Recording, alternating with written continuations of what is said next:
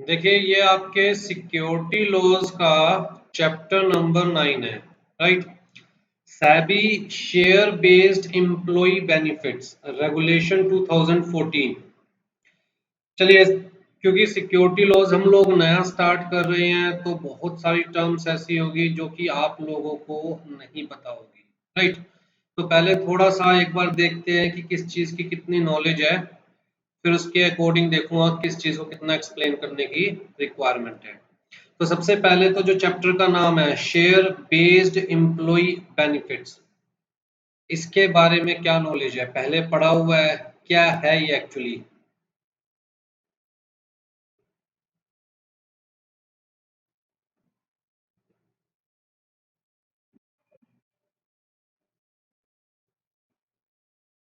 ईसोप तो एक हो गया भाई। ईसोप क्या है बेसिकली कि एक ऐसी स्कीम जहां पर एम्प्लॉय को ऑप्शन दी जाती है, कुछ समय हमारे साथ जुड़े रहिए, अगर कुछ समय जुड़े रहेंगे तो फ्यूचर में जाकर आप इतने शेयर्स इस प्री डिटरमाइंड प्राइस पर ले सकते हैं। आपके पास ऑप्शन होगी, जरूरी नहीं है कि लेना ही है, राइट। तो वहां पर आपके पास ऑप्शन होगी, आप चाहे तो ले सकते हैं।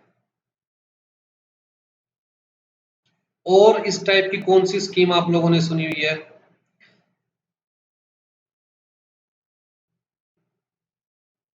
देखिए मेन मोटिव क्या है कि एम्प्लॉय को बेनिफिट्स देना। क्योंकि देखिए या तो बेनिफिट आप कैश के फॉर्म में दे सकते हैं या फिर नॉन कैश बेसिस पे कुछ ऐसा निकाला जाए जिसमें कंपनी को भी नुकसान ना हो और एम्प्लॉइज को भी बेनिफिट हो, दोनों का ही बेनिफिट हो। आज की डेट में जिस कंपनी के पास अच्छा टैलेंट है वही कंपनी मार्केट के अंदर सक्सेसफुली चल रही है, राइट। तो जी टैलेंट सबसे ज्यादा जरूरी है। अब होता क्या है कि कंपनी आपको हायर करती है, 6 मंथ्स की ट्रेनिंग देती है, फिर उसके बाद आप कंपनी के लिए एसेट बनते हो। लेकिन जैसे ही आप एसेट बनते हो कंपनी के लिए, पता चलता है जी कोई और कंपनी आई और लेट से आपका पैकेज था 6 लाख का, उसने किसी और कंपनी ने आपको 7 लाख ऑफर किया, आप जॉब छोड़कर उस कंपनी में चले गए, राइट। तो जो प्रीवियस कंपनी ने आपके ऊपर मेहनत करी, आपको चीजें सिखाई, आपको प्रैक्टिकल वर्ल्ड से रूबरू करवाया, उसकी तो सारी मेहनत, सारे रिसोर्सेज वेस्ट हो गए। अब उसे नए एम्प्लॉय को हायर करना पड़ेगा, फिर दोबारा से चीजें सिखानी पड़ेगी। अच्छा, हायरिंग प्रोसेस जो प्रोक्योरमेंट प्रोसेस है वो भी इतना आसान नहीं होता, राइट। तो कंपनी को राइट चैलेंज टैलेंट को ऑप्ट करने के लिए बड़ी मेहनत करनी पड़ती है और उसके बाद उनको सिखाना भी पड़ता है ताकि वो कंपनी के लिए एसेट बने। ये जो 6 मंथ्स आप कंपनी से सीख रहे हो उस वक्त तो आप कंपनी की लाइबिलिटी हो, लाइबिलिटी होने के बावजूद कंपनी आपको पे कर रही है। और जब आप एक्चुअल में एसेट बने तो आप जॉब छोड़कर चलते बने क्योंकि किसी और कंपनी ने थोड़ा सा ज्यादा ऑफर किया, राइट। अब कंपनी आपको एक ऐसा लालच देना चाहती है कि कंपनी की जेब से पैसा भी ना जाए और आपको रहे कि अगर मैं कंपनी के साथ बना रहूंगा, कंपनी में काम करता रहूंगा तो मुझे फ्यूचर में जाकर बेनिफिट मिलेगा। तो ऑप्शन क्या निकाली गई कि भैया शेयर्स, कंपनी के शेयर्स क्यों ना एम्प्लॉइज को ऑफर किए जाए। तो जी हम एक ऑप्शन ढूंढ रहे थे कि कैसे हम एम्प्लॉइज को अट्रैक्ट भी कर सकते हैं अपने साथ जुड़े रहने के लिए और हमारी जेब से पैसा भी ना जाए। तो ऑप्शन बड़ी आसान सी मिली कि जी कंपनी के शेयर की फेस वैल्यू मान के चलिए 10 रुपए है, तो इसका मतलब एक्चुअल में शेयर कितने का है, 10 रुपए का। मार्केट के अंदर अगर हम देखते हैं तो वैल्यू निकल के आती है जी, स्टॉक एक्सचेंज पर ट्रेड हो रहे हैं शेयर्स लेट्स से 1000 रुपीज की। अब कंपनी आपको कह रही है कि 1 साल तक हमारे साथ बने रहिए, तो जो मार्केट वैल्यू 1000 रुपी है शेयर की, वही शेयर हम आपको 200 रुपीज में दे देंगे। अब क्या यहाँ पर कंपनी की जेब से पैसा जा रहा है? The answer is no. Actual में कंपनी की जेब में पैसा आएगा क्योंकि वो 200 रुपए एम्प्लॉई से अभी भी ले रही है। तो कंपनी की जेब से पैसा जा नहीं रहा, एक्चुअल में कंपनी की जेब में पैसा आएगा। जहां पर फेस वैल्यू 10 रुपए है, एम्प्लॉय से 200 रुपीज चार्ज किए जा रहे हैं, इसका मतलब अभी भी 190 rupees in the form of security premium charge किया जा रहा है। तो हम डिस्काउंट में नहीं दे रहे हैं शेयर्स, ध्यान दीजिए, हम डिस्काउंट में नहीं दे रहे हैं, हम मार्केट वैल्यू से कम दे रहे हैं। ठीक है, तो कंपनी की जेब में अभी भी 200 रुपए आएंगे, ना कि उसकी जेब से कुछ जाएगा। और एम्प्लॉय को बड़ा सीधा सीधा बेनिफिट दिखाई दे रहा है कि हाँ भैया, यहाँ पर तो मेरे पास 800 रुपीज का बेनिफिट है कि मुझे 200 में शेयर्स मिलेंगे तो मैं मार्केट में 800 रुपीज में सेल कर पाऊंगा। तो ये तो हमारे पास एक ऑप्शन हो गई। ठीक है जी। अब यहाँ पर हम डायरेक्ट बेनिफिट दे रहे हैं एक तरह से एम्प्लॉय को कि हमारे साथ बने रहिए, तो आपको डायरेक्ट बेनिफिट दिया जाएगा। हो सकता है इसी टाइप का कोई इनडायरेक्ट बेनिफिट प्रोवाइड किया जाए एम्प्लॉय को, कोई ऐसी स्कीम लाई जाए कि देखिए जी, हम आपको शेयर नहीं दे रहे हैं, लेकिन कंपनी को अपने एम्प्लॉयज की परवाह है, तो कंपनी एक ट्रस्ट क्रिएट कर रही है और हम इस ट्रस्ट को let's say in the form of loan पैसे दे रहे हैं। ये ट्रस्ट लेट्स से मार्केट से शेयर्स परचेज करेगी कंपनी के, क्योंकि ट्रस्ट को पैसे मिल गए इन द फॉर्म ऑफ लोन, किसने दिए? कंपनी ने दिए। अब ट्रस्ट मार्केट से शेयर्स परचेज करेगी for the benefit of the employees. Ultimately benefit किसका है? एम्प्लॉइज का है। पैसे किसने दिए? कंपनी ने, लेकिन एम्प्लॉइज को शेयर्स नहीं मिले। अब जी ट्रस्ट ने शेयर परचेज किए,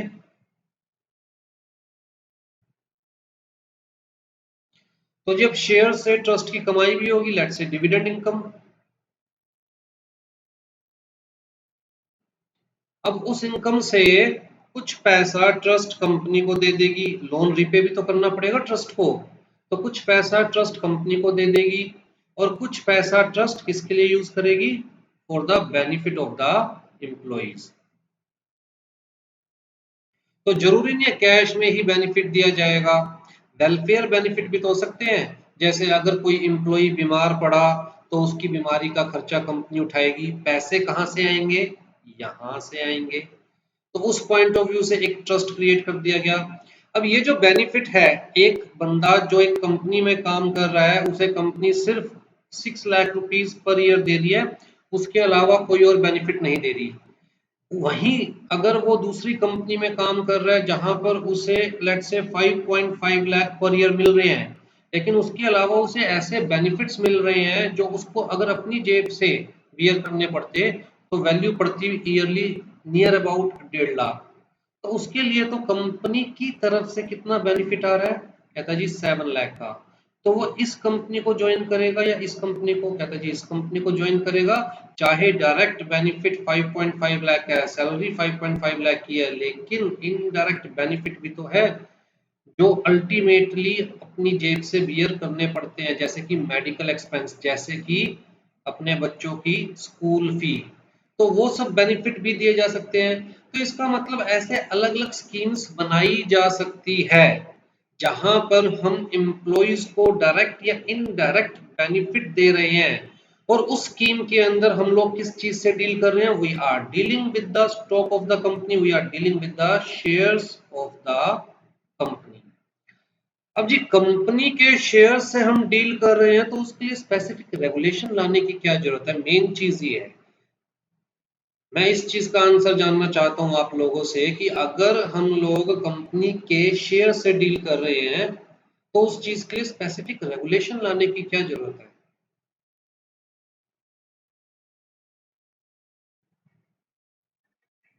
हम्म।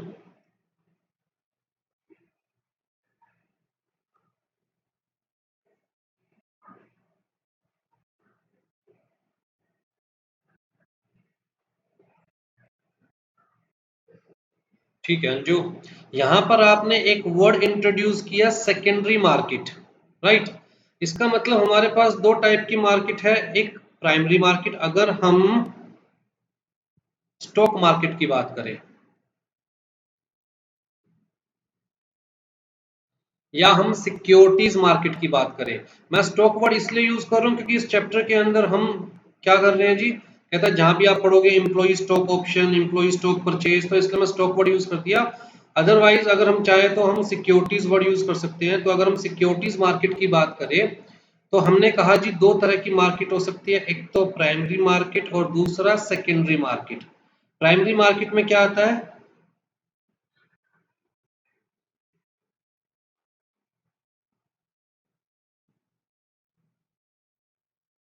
ठीक है, primary market means a market where shares are coming into existence for the first time, right. तो कंपनी फर्स्ट टाइम उन शेयर्स को इशू कर रही है, तो या तो कंपनी आईपीओ लेके आ रही है या कंपनी एफपीओ लेके आ रही है। फुल फॉर्म क्या है आईपीओ एफपीओ की?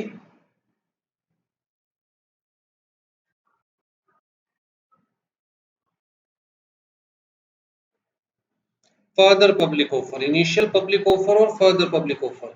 फर्दर पब्लिक ऑफर कब कहलाता है?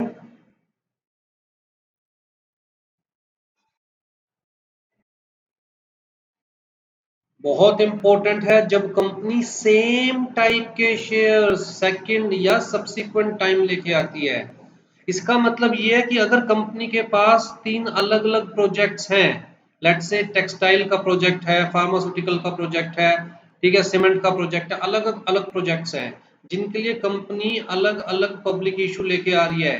तो टेक्सटाइल के प्रोजेक्ट के लिए जब कंपनी शेयर्स लेके आएगी तो आईपीओ, फार्मास्यूटिकल के प्रोजेक्ट के लिए जब कंपनी शेयर्स लेके आएगी फर्स्ट टाइम तो भी आईपीओ। लेकिन जब टेक्सटाइल के प्रोजेक्ट के लिए ही सेकंड टाइम कंपनी शेयर्स लेके आएगी तो एफपीओ कहलाएगा, याद रखिएगा। एफपीओ फर्दर पब्लिक ऑफर, क्योंकि जब आईपीओ लेके आई थी कंपनी तो प्रोस्पेक्टस में क्लियरली मेंशन था कि प्रोजेक्ट कौन सा है, पैसा कहाँ यूज किया जाएगा, क्या रिस्क स्पैम रहेगा, कैसे मैनेज किया जाएगा। तो वहां पर हम आईपीओ कहलाते हैं कि फर्स्ट टाइम कंपनी लेके आ रही है तो भैया सोच समझ कर इन्वेस्ट करना। लेकिन उसी प्रोजेक्ट के लिए जब दूसरी बार शेयर्स लेके आ रही है, मतलब सेम टाइप के शेयर्स जब दूसरी बार लेके आ रही है, यहाँ सेम टाइप का मतलब सिर्फ इक्विटी शेयर से नहीं है, यहाँ सेम टाइप का मतलब इवन सेम प्रोजेक्ट से भी है, जब सेम प्रोजेक्ट के लिए दोबारा शेयर्स लेके आ रही है। लेकिन इंडिया के अंदर कंसेप्ट क्या है कि एक ही कंपनी एक ही मेजर फील्ड में रहेगी। तो अगर टीसीएस है तो वो आईटी बिजनेस में ही रहेगी, वो फार्मास्यूटिकल्स में नहीं आएगी। अगर उसे फार्मास्यूटिकल्स में आना है तो उसे अपनी दूसरी कंपनी बनानी पड़ेगी, राइट। तो इसलिए ये कंफ्यूजन खत्म हो जाती है। हम कहते हैं कि जी कंपनी जब फर्स्ट टाइम पब्लिक इशू लेके आ रही है तो आईपीओ कहलाएगा, कंपनी जब सेकंड टाइम या सब्सिक्वेंट टाइम पब्लिक इशू लेके आ रही है तो एफपीओ कहलाएगा, that is the primary market. और सेकेंडरी मार्केट को हम कैसे डिफाइन करेंगे?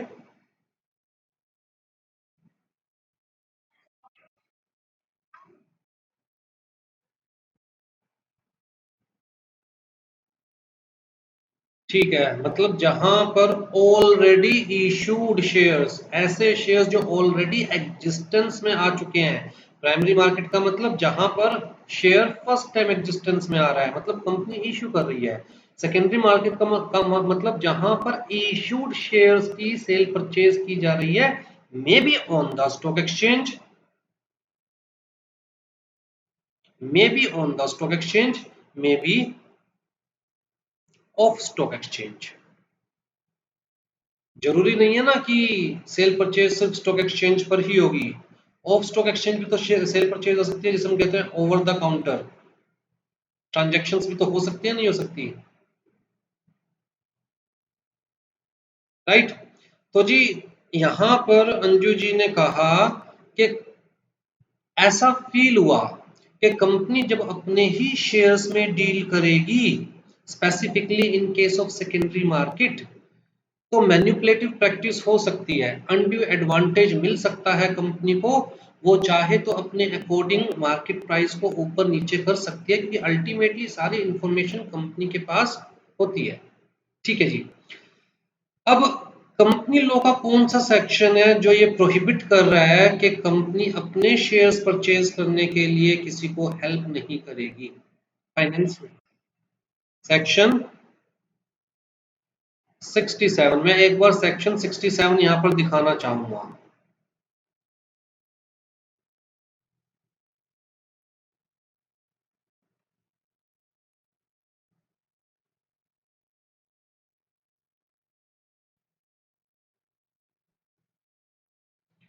हाँ जी, सेक्शन 67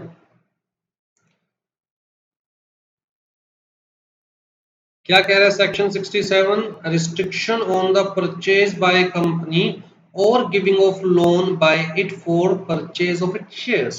तो कुल मिलाकर सेक्शन 67 ऑफ कंपनीज एक्ट 2013 ने मना कर दिया कि कंपनी खुद अपने शेयर्स परचेज नहीं करेगी, कंपनी अपने शेयर्स में डील नहीं करेगी, प्लस कंपनी किसी और को असिस्ट भी नहीं करेगी अपने शेयर्स में डील करने के लिए, क्योंकि अगर किसी और को लोन दे रही है या इनडायरेक्टली असिस्ट कर रही है तो company can manipulate the market, simple सी बात इतनी है, राइट।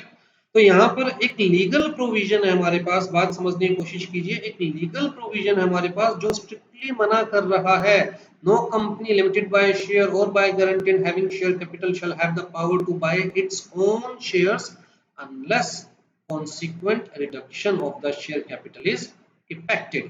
कि भैया अगर आप अपने शेयर्स बाय कर रहे हैं तो बाय बैक प्रोसेस के थ्रू ही बाय करेंगे, और वहां पर हम लोग मान के चले कि आप उन शेयर्स को क्या कर देंगे, डिस्ट्रॉय कर देंगे, राइट, एक्सटिंग्विश कर देंगे उन शेयर्स को, या फिर आपकी शेयर कैपिटल रिड्यूस होनी चाहिए। उसके अलावा सब सेक्शन 2 में डायरेक्ट इनडायरेक्ट असिस्टेंस को मना किया गया, लोन नहीं दे सकते, गारंटी नहीं दे सकते, मतलब डायरेक्ट इनडायरेक्ट असिस्टेंस को मना किया गया। अब जी इस प्रोविजन को बाईपास करने के लिए हमें एक लीगल फ्रेमवर्क की जरूरत थी। भाई गवर्नमेंट को ये चीज तो समझ में आती है कि जब तक आप एम्प्लॉइज को कंपनी का हिस्सा नहीं बनाओगे, उनके अंदर ये फीलिंग नहीं आएगी that yes we are the part of the company, तो वो कंपनी के लिए काम नहीं करेंगे, एटलीस्ट लॉयल नहीं रहेंगे कंपनी के लिए। वो एट प्रेजेंट कंपनी के लिए काम कर रहे हैं, लेकिन फ्यूचर में वो ये ऑप्ट कर मतलब कोशिश करते रहेंगे वो कि हमें बेटर अपॉर्चुनिटी मिल सकती है, तो वो कोशिश करते रहेंगे। तो पहली चीज तो ये कि जब हम कंपनी के एम्प्लॉइज को शेयर्स प्रोवाइड करते हैं, मतलब हम उनकी हिस्सेदारी कंपनी में बना रहे हैं, इसका मतलब वो लोग कंपनी के ज्यादा क्लोज आएंगे, मैनेजमेंट के ज्यादा क्लोज आएंगे, और वो लिटरली लॉयली काम करेंगे कंपनी के लिए, क्योंकि उन्हें पता है कि कंपनी की वैल्यू ऊपर जाने का मतलब कंपनी के शेयर्स की वैल्यू ऊपर जाना, और शेयर्स तो उनके पास भी है तो ऑटोमेटिकली उनको इनडायरेक्ट डायरेक्ट बेनिफिट होएगा, राइट। दूसरी चीज, जैसे मैंने आपको बताया कि भैया एम्प्लॉय को रिटेन करना बहुत जरूरी है, और रिटेन हम एम्प्लॉय को तभी कर सकते हैं जब हम कोई ना कोई उसे डायरेक्ट इनडायरेक्ट लालच दे।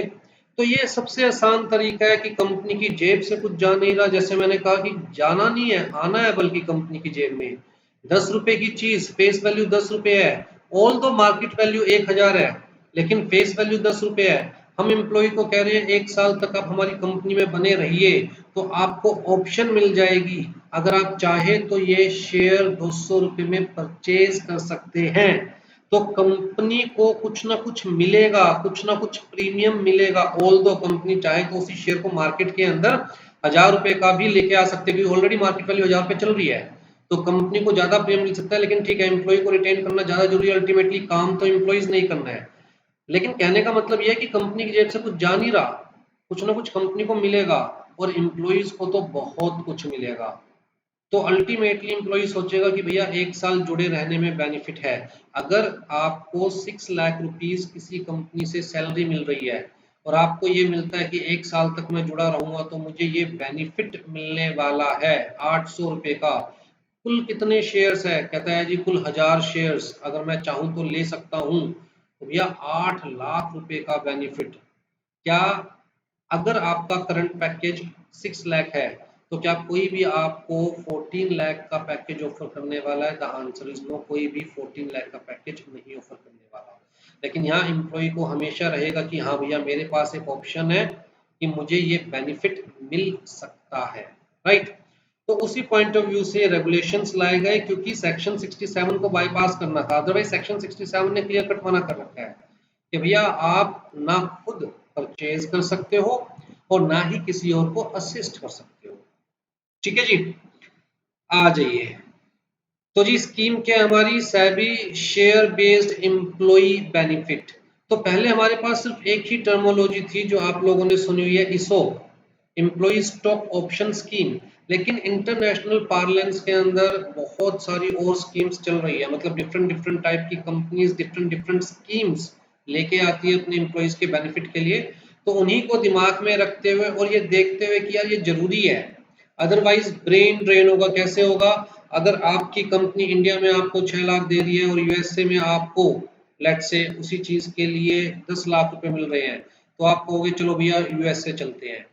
तो गवर्नमेंट ऑफ इंडिया ने एनालाइज किया ये बहुत जरूरी है और इसको अलाउ करना ही सबके बेटरमेंट में, राइट। तो कौन कौन सी स्कीम्स कवर की जा रही है इस रेगुलेशन के अंदर? Employ stock option scheme, employ stock purchase scheme, stock appreciation right scheme. सुनी हुई है किसी ने ये stock appreciation right scheme?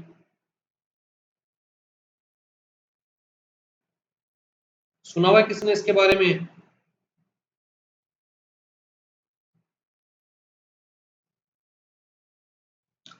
General employ benefits scheme and retirement benefit scheme. तो ये बेसिकली 5 स्कीम्स जो है ये कवर की गई है इन रेगुलेशंस के अंदर। ठीक, तो सबसे पहले तो एप्लीकेबिलिटी याद रखिएगा, ये 5 नाम आपको याद होने चाहिए, एटलीस्ट नाम तो याद होने चाहिए स्कीम के।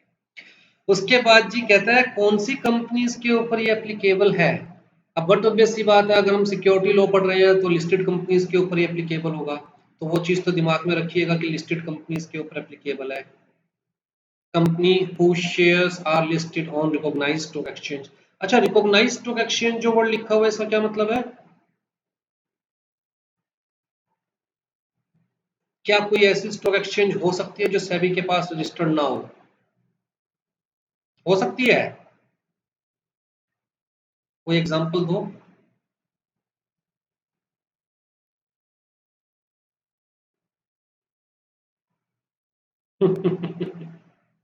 ऐसी कोई स्टॉक एक्सचेंज नहीं हो सकती आज की डेट में जो सेबी के पास रजिस्टर्ड ना हो। लेकिन जब ये सिक्योरिटीज कॉन्ट्रैक्ट रेगुलेशन एक्ट को अमेंड किया गया था, उस वक्त तक कॉर्पोरेटाइजेशन एंड डीम्यूचुअलाइजेशन का कंसेप्ट नहीं आया था। उस वक्त तक ऐसी स्टॉक एक्सचेंजेस थी जो सेबी के पास रजिस्टर्ड नहीं थी। तब ये टर्म ली गई रिकॉग्नाइज्ड स्टॉक एक्सचेंज या फिर अनरिकॉग्नाइज्ड स्टॉक एक्सचेंज। बट आज की डेट में हर stock exchange is recognised by the SEBI. ठीक है जी। अच्छा, कुल मिला के आपको सिंपल सा वर्ड याद रखना, लिस्टेड कंपनी।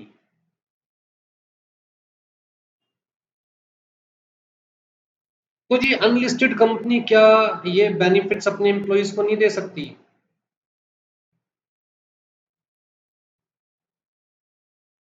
क्या कंपनी लॉ में आपने ये कहीं पढ़ा हुआ है?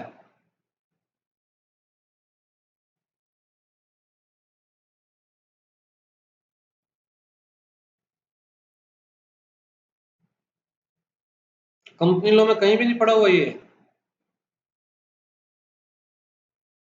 क्या हमने सेकंड चैप्टर में ये पढ़ा था?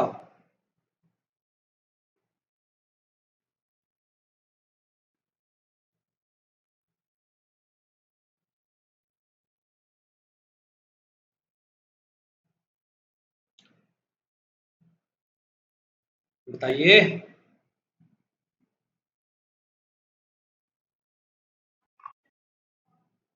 सेक्शन कौन सा था? चलिए हिंट देता हूँ, राइट इशू। सेक्शन कौन सा था?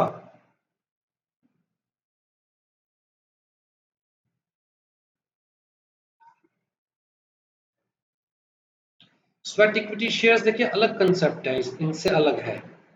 अगर आप अपनी बुक का देखेंगे तो ये चैप्टर नंबर 9 है, chapter number 10 sweat equity share से रिलेटेड है, वो एक अलग कंसेप्ट है। यहाँ पर बताइए कि सेक्शन कौन सा था राइट इशू का, या फिर एम्प्लॉय स्टॉक ऑप्शन स्कीम का?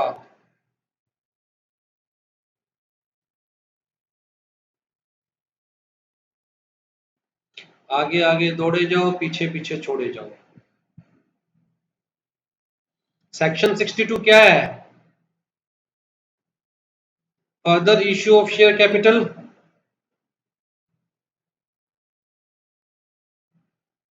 सेक्शन 62 सब सेक्शन 1 के 3 क्लॉज थे, clause A, clause B, clause C.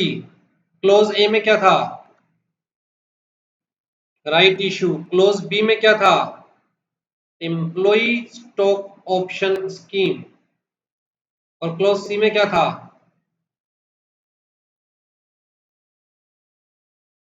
Preferential issue. चलिए जी, तो कुल मिलाकर यहां पर हम लोग अनलिस्टेड कंपनीज की बात करेंगे तो कंपनीज एक्ट, और अगर लिस्टेड कंपनीज की बात करेंगे तो कंपनीज एक्ट के साथ साथ हमें ये रेगुलेशंस भी कंप्लाई करने हैं। ठीक है, तो जी कौन सी कंपनी इसके ऊपर एप्लीकेबल है? कहता है जी लिस्टेड कंपनी। कौन सी लिस्टेड कंपनी जो कि स्कीम लेके आई है? कौन सी स्कीम लेके आई है?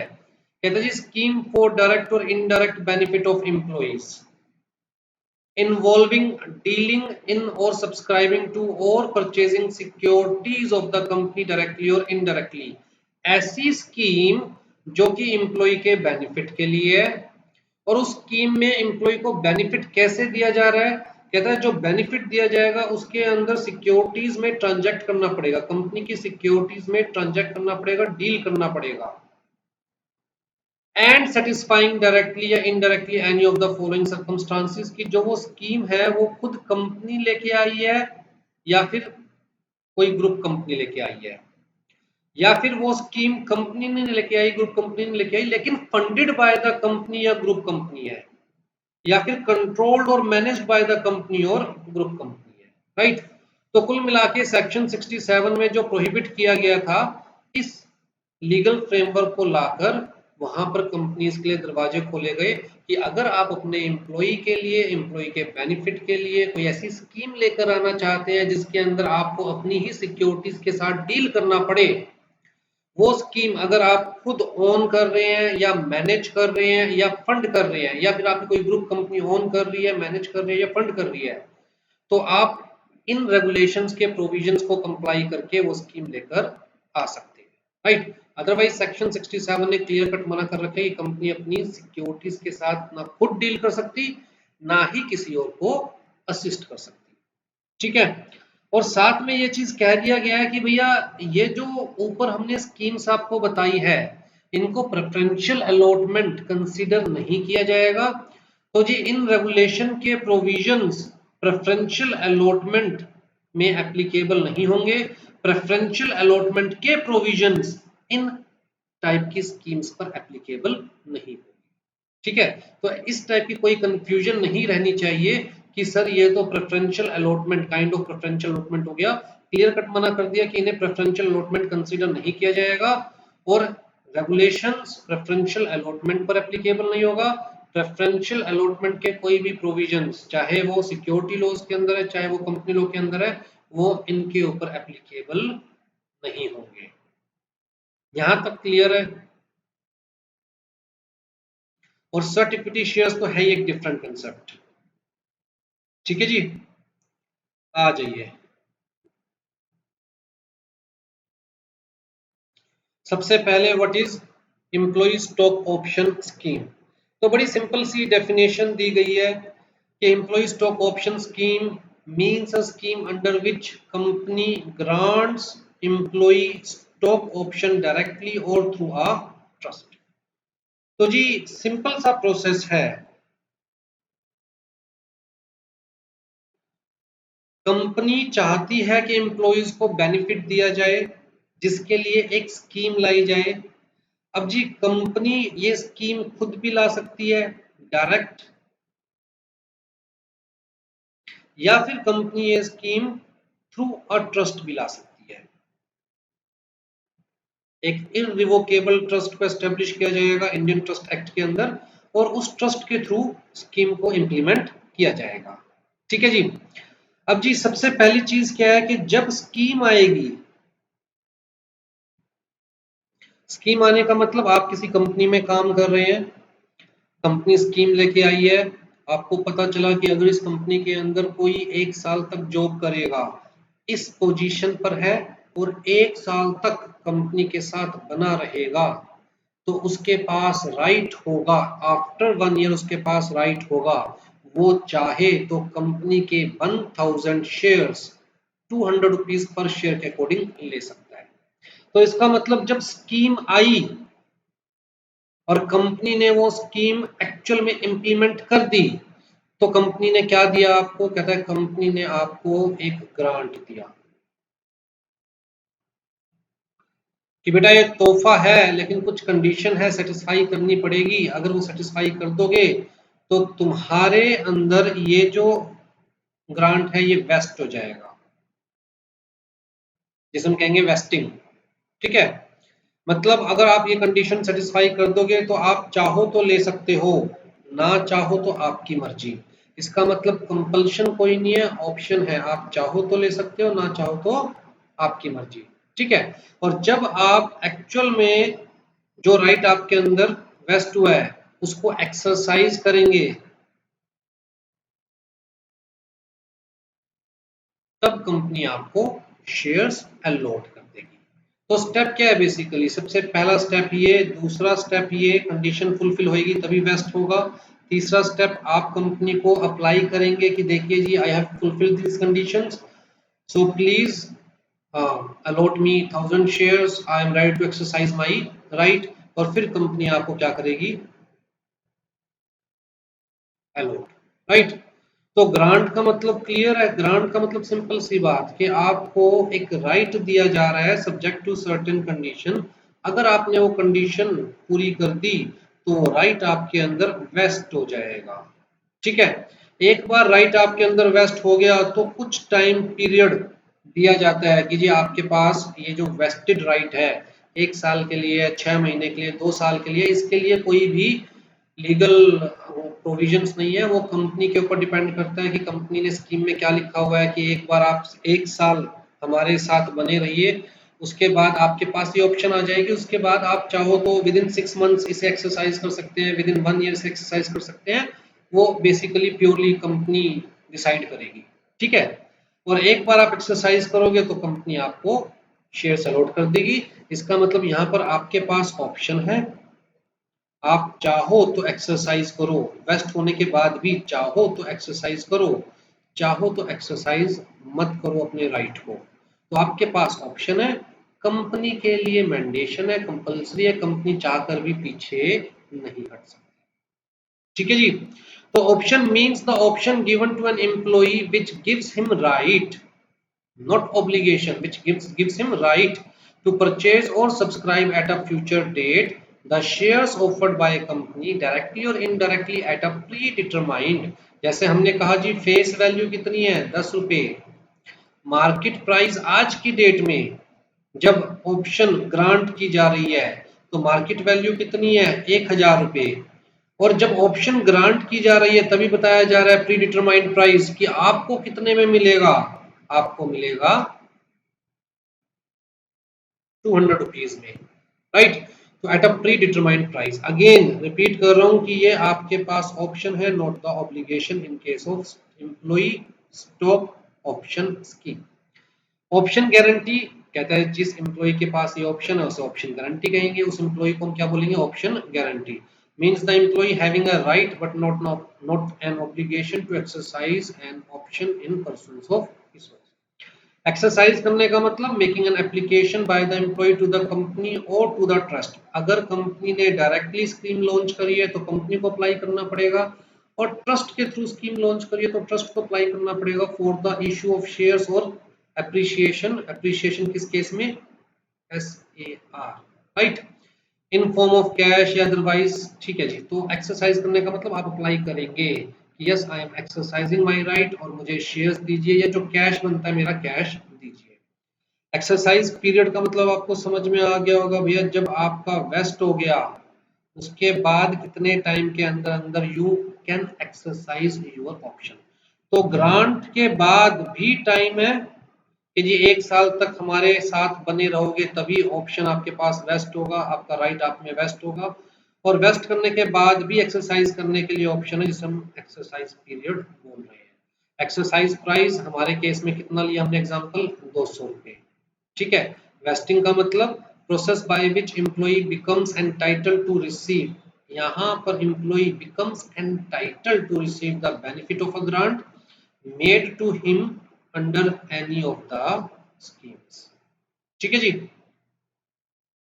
वेस्टिंग पीरियड का मतलब आप समझ ही गए, vesting period is this one, grant से यहां तक का जो पीरियड है दैट इज वेस्टिंग पीरियड, यहां से यहां तक का जो पीरियड है दैट इज एक्सरसाइज पीरियड। अच्छा यहाँ पर सबसे इंपॉर्टेंट क्या है, कहता है जी शेयर को डिफाइन कर रखा है, तो ब्लाइंड डेफिनेशन नहीं है सिक्योरिटीज की तरह, यहाँ बड़ा क्लियर कट कह रखा है we are talking about equity shares. We are not talking about preference shares, we are not talking about bonds, we are not talking about debt capital, we are talking about only equity shares या ऐसी securities which are compulsorily convertible into equity shares। ठीक है, उसके अलावा जो हमारे पास एडीआरस होते हैं, जीडीआरस होते हैं, अदर डिपॉजिटरी रिसिप्ट्स होते हैं, अल्टीमेटली ये सारे भी तो इक्विटी शेयर्स में ही कन्वर्ट होते हैं। तो basically they people are talking about only equity shares, they people are not talking about preference shares, debt instrument या any other bond, right. They people are only talking about equity shares या any kind of security which shall be compulsorily and mandatorily convertible into equity shares। तो उनके ऊपर, उनके point of view से, equity shares के point of view से आप इन schemes को कंसीडर करेंगे। यहाँ स्टॉक का मतलब सिंपल सी बात इक्विटी शेयर्स, ठीक है, या other securities which shall B compulsorily and mandatorily convertible into equity shares. तो कभी दिमाग में नहीं आना चाहिए कि सर ईसॉप में क्या प्रेफरेंस शेयर्स इशू कर सकते हैं, the answer is no. Simple सी चीज, सिर्फ क्या इशू कर सकते हैं, इक्विटी शेयर्स या ऐसी securities which shall B convertible into equity shares, जैसे कि एडीआर, जीडीआर, डिपॉजिटरी रिसिप्ट्स, इनको भी फ्यूचर में इक्विटी शेयर्स में ही कन्वर्ट होना होता है। ठीक है जी, तो यहाँ हमारे पास 4 स्टेप आ गए। सबसे पहला स्टेप क्या है ईसॉप के केस में, granting of option to the employ by the company. खाली ईसॉप के केस में क्या जनरल 4 स्टेप्स है ये, कि पहले स्कीम लाई जाएगी, स्कीम लाने का मतलब जिस डेट से स्कीम को एग्जीक्यूट किया जाएगा कि भाई ये स्कीम इज नाउ ओपन, तो that is granting of option या granting of right under the scheme. उसके बाद वेस्ट होएगी अगर आप कंडीशन फुलफिल कर लेते हो, जैसे ईसॉप के केस में मैं कह रहा हूँ जी मिनिमम 1 ईयर का टाइम लॉ ने प्रिस्क्राइब किया हुआ है, ऑल्दो मोर देन 1 ईयर भी कंपनी प्रिस्क्राइब कर सकती है। कंपनी कह सकती है नहीं जी कम से कम 2 साल हमारे साथ टिके रहना है, तभी हम आपको, आप में ये राइट वेस्ट होगा, राइट। तो vesting of option in the employ after certain period, exercising of option by the employee within certain time once the option is vested, issuance or transfer of shares in the name of the employee। अगर company directly issue कर रही है तो issuance word use करेंगे, अगर trust को already company issue कर चुकी है और अब ट्रस्ट आपके नाम पे ट्रांसफर कर रहा है तो ट्रांसफर वर्ड यूज करेंगे। बताइए जी, एक बार पिक्चर क्लियर हुई कि ईसॉप होता क्या है? कोई डाउट ईसॉप के अंदर? ईसॉप बोल देते हैं, ईसोस बोल देते हैं। चले आगे। दूसरी हम स्कीम कह रहे हैं employ stock purchase scheme. Purchase का मतलब क्या हो गया कि भैया यहाँ ऑप्शन नहीं मिलने वाली आपको, यहाँ पर आपको ऑप्शन नहीं मिलने वाली कि भाई हाँ आप ले सकते हो नहीं ले सकते हो। ये तो बड़ी सिंपल सी स्कीम है जी। मार्केट वैल्यू हमारे शेयर की 1000 रुपए है, फेस वैल्यू हमारे शेयर की 10 रुपए है, हम आपको यही शेयर 500 रुपए में दे रहे हैं, राइट। लेना है तो साथ के साथ अप्लाई करो, नहीं तो आपकी मर्जी है। लेना है तो साथ के साथ अप्लाई करो, नहीं तो आपकी मर्जी है, राइट। तो बेसिकली यहाँ पर हम ऑप्शन नहीं दे रहे हैं कि फ्यूचर में जाके आपके पास ऑप्शन है आप लो या मत लो। हम तो क्लियर कट कह रहे हैं कि भैया ये 1000 रुपए का शेयर जिसकी मार्केट वैल्यू 1000 रुपए है, हम आपको 500 रुपए में दे रहे हैं because you are our employees, हम आपको बेनिफिट देना चाहते हैं। इसके अंदर कंपनी को भी बेनिफिट है, 490 रुपए का सिक्योरिटी प्रीमियम मिलेगा। एम्प्लॉय को भी बेनिफिट है, मार्केट वैल्यू 1000 है और एम्प्लॉय को 500 का मिल रहा है, तो एम्प्लॉय को 500 रुपीज पर शेयर की वैल्यू एडिशन मिल सकती है। ठीक है जी। तो क्योंकि यहाँ डायरेक्ट मतलब बेसिकली शेयर्स ही ऑफर किए जा रहे हैं, तो इस टाइप की जो स्कीम है एम्प्लॉय स्टॉक परचेज स्कीम, इस टाइप की जो स्कीम है ये स्टैंड अलोन स्कीम भी हो सकती है।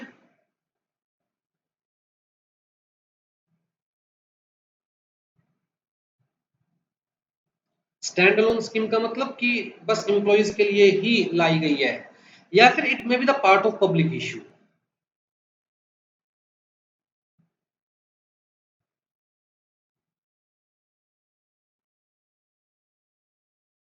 May be the part of public issue. ठीक है, कंपनी पब्लिक इशू लेके आ रही है, उसमें से हमने 2% शेयर अपने एम्प्लॉइज के लिए दे दिए हैं और पब्लिक को हम लोग ऑफर कर रहे हैं लेट से 1000 रुपए के और अपने एम्प्लॉइज को ऑफर कर रहे हैं 500 रुपए के। तो it may be the part of the public issue, IPO और एफपीओ, और it may be a stand alone scheme. It may be directly मतलब कंपनी डायरेक्टली एम्प्लॉइज को ऑफर दे रही है, या company is offering through a trust. Company पहले trust के नाम पे करेगी, फिर ट्रस्ट आपको देगी। ठीक है। अगर कुछ कंडीशंस होती है जैसे कि बेस्ड ऑन द परफॉर्मेंस, जैसे कि बेस्ड ऑन द टर्नओवर, कुछ कंडीशंस रखी होती है कि भैया अगर आपकी ये परफॉर्मेंस है तो आप एलिजिबल एम्प्लॉय है और आप 500 रुपये में शेयर ले सकते हैं, अगर नहीं है परफॉर्मेंस तो you are not the eligible employ. अगर इस टाइप कुछ कंडीशंस होते हैं तो जनरली क्या करती है कंपनी, पहले ट्रस्ट के नाम पे ट्रांसफर कर देती है, उसके बाद एम्प्लॉइज की परफॉर्मेंस के अकॉर्डिंग ट्रस्ट फिर कंपनीज के नाम पर ट्रांसफर किया एम्प्लॉइज के नाम पे ट्रांसफर किए जाते हैं। अगर ऐसी कोई कंडीशन नहीं होती, बड़ी सीधी सीधी चीजें होती है, तो जनरली कंपनी डायरेक्ट इशू लेके आ जाती है, मतलब डायरेक्ट एम्प्लॉइज को दे देती है, बीच में ट्रस्ट क्रिएट नहीं की जाती। ठीक है जी। हाँ जी। Employee stock purchase scheme means a scheme under which company offer shares to employee, directly shares offer किए जा रहे हैं, ऑप्शन नहीं ऑफर की जा रही है। As the part of public issue, it may be either as the part of public issue और अदरवाइज, अदरवाइज का मतलब it may be even stand alone scheme only for the employees. ठीक। और through a trust where the trust may undertake secondary acquisition for the purpose of the scheme। तो हो सकता है कि स्टैंड अलोन स्कीम है, कंपनी नए shares issue नहीं कर रही है, लेकिन कंपनी ने एक ट्रस्ट क्रिएट करी, ट्रस्ट को लोन दे दिया, ट्रस्ट ने एम्प्लॉइज के बेनिफिट के लिए सेकेंडरी मार्केट से सिक्योरिटीज परचेज करी और फिर एम्प्लॉइज को दी। राइट। तो it is also possible. Right. तो जनरली ये चीज कब होती है कि भाई हाँ ट्रस्ट ने, अब देखिए मैं कह रहा हूं जी, कंपनी ने ट्रस्ट क्रिएट करी,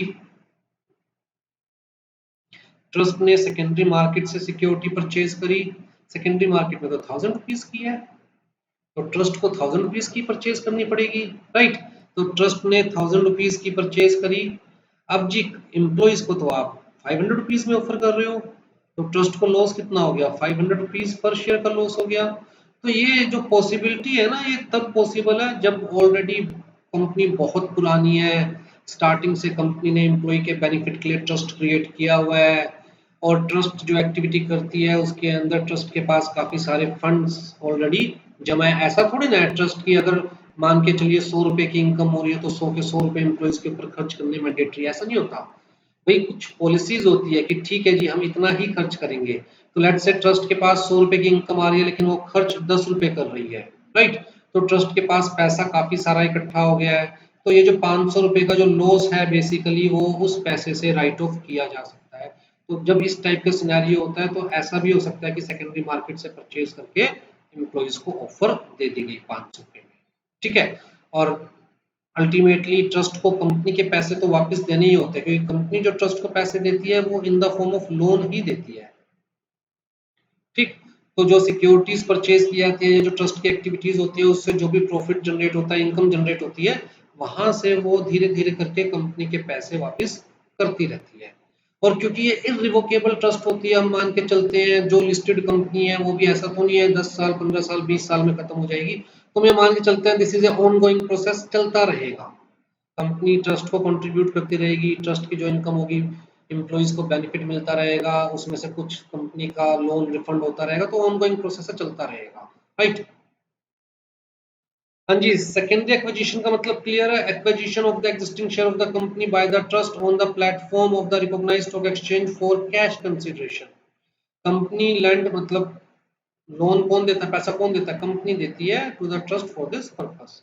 there is no option available to the employees as in the case of ESOP। तो कोई ऑप्शन वाली बात नहीं है, डायरेक्ट होता है भैया 1000 रुपए का मार्केट में शेयर है, 500 रुपए का आपको दिया जा रहा है अगर आप इस क्राइटेरिया को फुलफिल करते हो तो।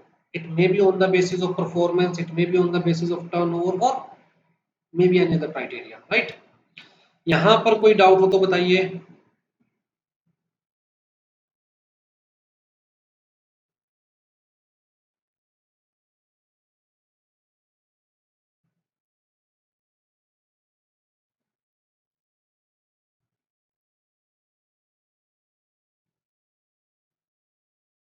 बोलिए हाँ या ना, कुछ तो बताइए।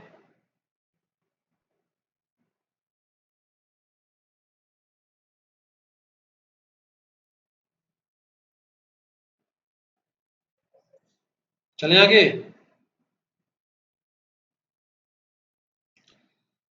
हाँ जी, फिर तीसरा है हमारे पास stock appreciation right. Stock appreciation का मतलब क्या है? बड़ी सिंपल सी चीज है कि जहां हम स्टॉक एप्रिसिएशन की बात कर रहे हैं तो जनरली ट्रस्ट क्रिएट किया जाता है। जो शेयर्स हैं वो या तो शेयर्स कंपनी ट्रस्ट को देती है या लोन। अगर कंपनी ट्रस्ट को शेयर इशू कर रही है तो भी कंपनी एक तरह से लोन दे रही है ट्रस्ट को, और उस लोन पैसे से ट्रस्ट कंपनी के शेयर्स ले रहा है, या फिर सेकेंडरी मार्केट से भी ट्रस्ट शेयर्स एक्वायर कर सकता है सेकेंडरी मार्केट से। ठीक है। अब जी ट्रस्ट के पास पैसा है क्योंकि कंपनी ने लोन दिया। ट्रस्ट उस पैसे से कंपनी से भी शेयर्स ले सकती है या कंपनी के शेयर सेकेंडरी मार्केट से भी ले सकती है। अब जी ट्रस्ट के पास शेयर्स भी आ गए। शेयर्स आए हैं तो उन शेयर्स के ऊपर इनकम भी आएगी इन the form of dividend, in the form of right issue, in the form of bonus shares. तो डिविडेंड मतलब इनकम भी आती रहेगी। उस इनकम का कुछ part for the benefit of the employees खर्च किया जाएगा।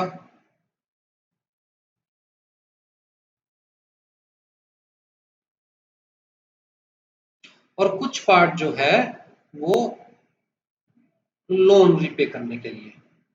अच्छा, मेन इनकम कैसे आती है? एप्रिसिएशन से आती है। एप्रिसिएशन से कैसे? कि जब ये शेयर परचेज किए गए लेट्स से तब ₹200 पर शेयर वैल्यू थी। अब मतलब टाइम के अकॉर्डिंग बढ़ते गया वैल्यू। आज की डेट में लेट्स से कितनी वैल्यू है? ₹1000 मार्केट वैल्यू। जब परचेज किए गए थे तब कितनी थी? 200। आज की डेट में कितनी वैल्यू है? 1000। राइट। तो बेसिकली एप्रिसिएशन कितनी हुई? कहता है जी एप्रिसिएशन हुई। ठीक है जी। या फिर आप ये मान के चलिए कि जब ये स्कीम लाई गई थी तो कंपनी ने कहा एम्प्लॉइज को कि भैया हम इतने shares let's say 1 lakh shares के लिए ट्रस्ट क्रिएट कर रहे हैं, और एक शेयर की वैल्यू हम ₹200 मान के चल रहे हैं, चाहे मार्केट वैल्यू जो मर्जी हो। एक शेयर की वैल्यू हम ₹200 मान के चल रहे हैं, और ₹200 के अकॉर्डिंग हम ये 1 लाख शेयर ट्रस्ट को दे रहे हैं। राइट। तो उसके अकॉर्डिंगली कंपनी ने ट्रस्ट को लोन दिया हुआ दिखाया, फिर ट्रस्ट ने कंपनी को पैसे दिए हुए दिखाए, फिर कंपनी ने ट्रस्ट के नाम पर शेयर्स अलॉट किए हुए दिखाए। तो जी कंपनी के पास जो 1 लाख शेयर्स हैं वो कितनी वैल्यू पे परचेज किए ट्रस्ट ने? कहता है जी ₹200 पर शेयर पे। अब जी एक साल बाद हम वैल्यू देखते हैं, मार्केट वैल्यू क्या है उसकी? 1000। तो जी बेसिकली एप्रिसिएशन कितनी है? ₹800 की। राइट। तो इसीलिए वर्ड जो यूज किया गया है एप्रिसिएशन। अब जी आप कह रहे हो कि भैया इस 1 लाख में से 2000 शेयर्स लेने का हक मेरे पास है। 2000 शेयर्स लेने का हक एज पर द स्कीम, जो भी स्कीम की कंडीशंस थी वो फुलफिल होने पर मैं जिस ग्रेड पर हूं एज एन एलिजिबल एम्प्लॉई, मुझे 2000 शेयर्स का बेनिफिट मिलना चाहिए। अब जी एक साल का टाइम दिया गया था, एक साल भी खत्म हो गया इस स्कीम को बने हुए कि जी एक साल बाद आप बेनिफिट ले सकते हो। तो लाओ जी 2000 शेयर्स का बेनिफिट मुझे दीजिए। कितना बेनिफिट है? तो 2000 शेयर्स का कहता है जी पर शेयर ₹800 का बेनिफिट है। ₹200 जब ट्रस्ट ने लिया था, आज की डेट में ₹1000, तो ₹800 पर शेयर बेनिफिट है। तो ₹800 पर शेयर बेनिफिट है तो कितना बेनिफिट आ गया हमारे पास?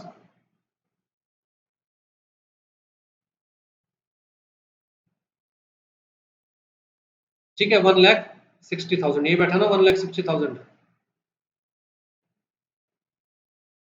20,000 2 लाख नहीं, 16 लाख बैठा।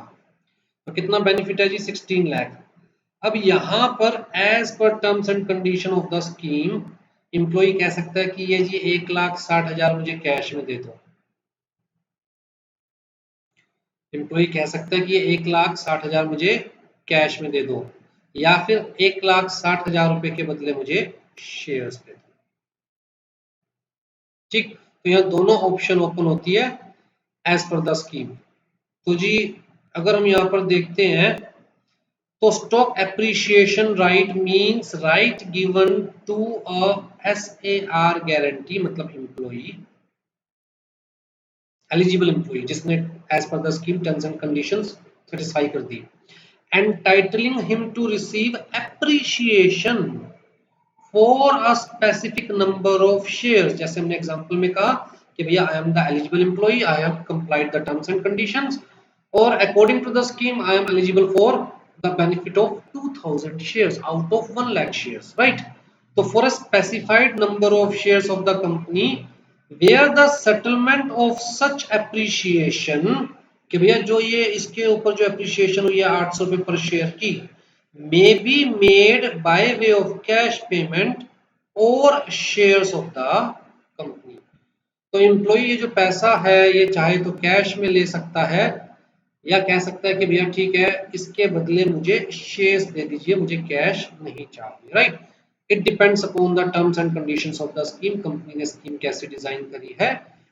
लॉ के अकॉर्डिंग यहाँ पर आपको फ्लेक्सिबिलिटी दी गई कि आप स्कीम ऐसी भी बना सकते हैं कि कैश पेमेंट दी जाएगी, ऐसे भी बना सकते हैं कि जी सिर्फ शेयर्स दिए जाएंगे, कैश पेमेंट नहीं दी जाएगी, इतनी ही वैल्यू के शेयर्स दिए जाएंगे। ऐसी भी बना सकते हैं कि जिसके अंदर एम्प्लॉय के पास ऑप्शन है, वो चाहे तो कैश चाहे तो शेयर्स डिमांड करे, ठीक। तो यहाँ पर बेसिकली जो बेनिफिट हो रहा है that is due to the appreciation of the value of stock. An stock appreciation right settled by way of shares of the company shall be referred as equity settled SAR. SAR guarantee means employee to whom SAR is guaranteed. SAR price means base price, जैसे हमने base price लेके चला था 200 रुपए, defined on the grant date of SAR for the purpose of computing the appreciation. Appreciation means difference between the market price of the shares of the company, जैसे हमने example में कितना लिया मार्केट प्राइस 1000 रुपए, एंड द SAR प्राइस जो कि हमने कितना लिया था, this 200 rupees may be as per the market value at the time of the grant or may be illusory, कि मार्केट वैल्यू 500 है फिर भी हम 200 मान के चल रहे हैं कि भैया हम 200 रुपए का शेयर ट्रस्ट को दे देंगे या एम्प्लॉइज को डायरेक्टली। बेसिकली इस केस में ना एम्प्लॉइज का कम ही बनता है, कंपनीज बीच में ट्रस्ट क्रिएट करती है और उसके अकॉर्डिंग फिर दिए जाते हैं राइट्स, ठीक है जी। यहां पर बताइए जी कोई डाउट हो तो। अभी एक ओवरव्यू दिया जा रहा है, आगे रेगुलेशंस डिटेल में बताएंगे आपको। समझ में आया स्टॉक एप्रिसिएशन राइट होते क्या है?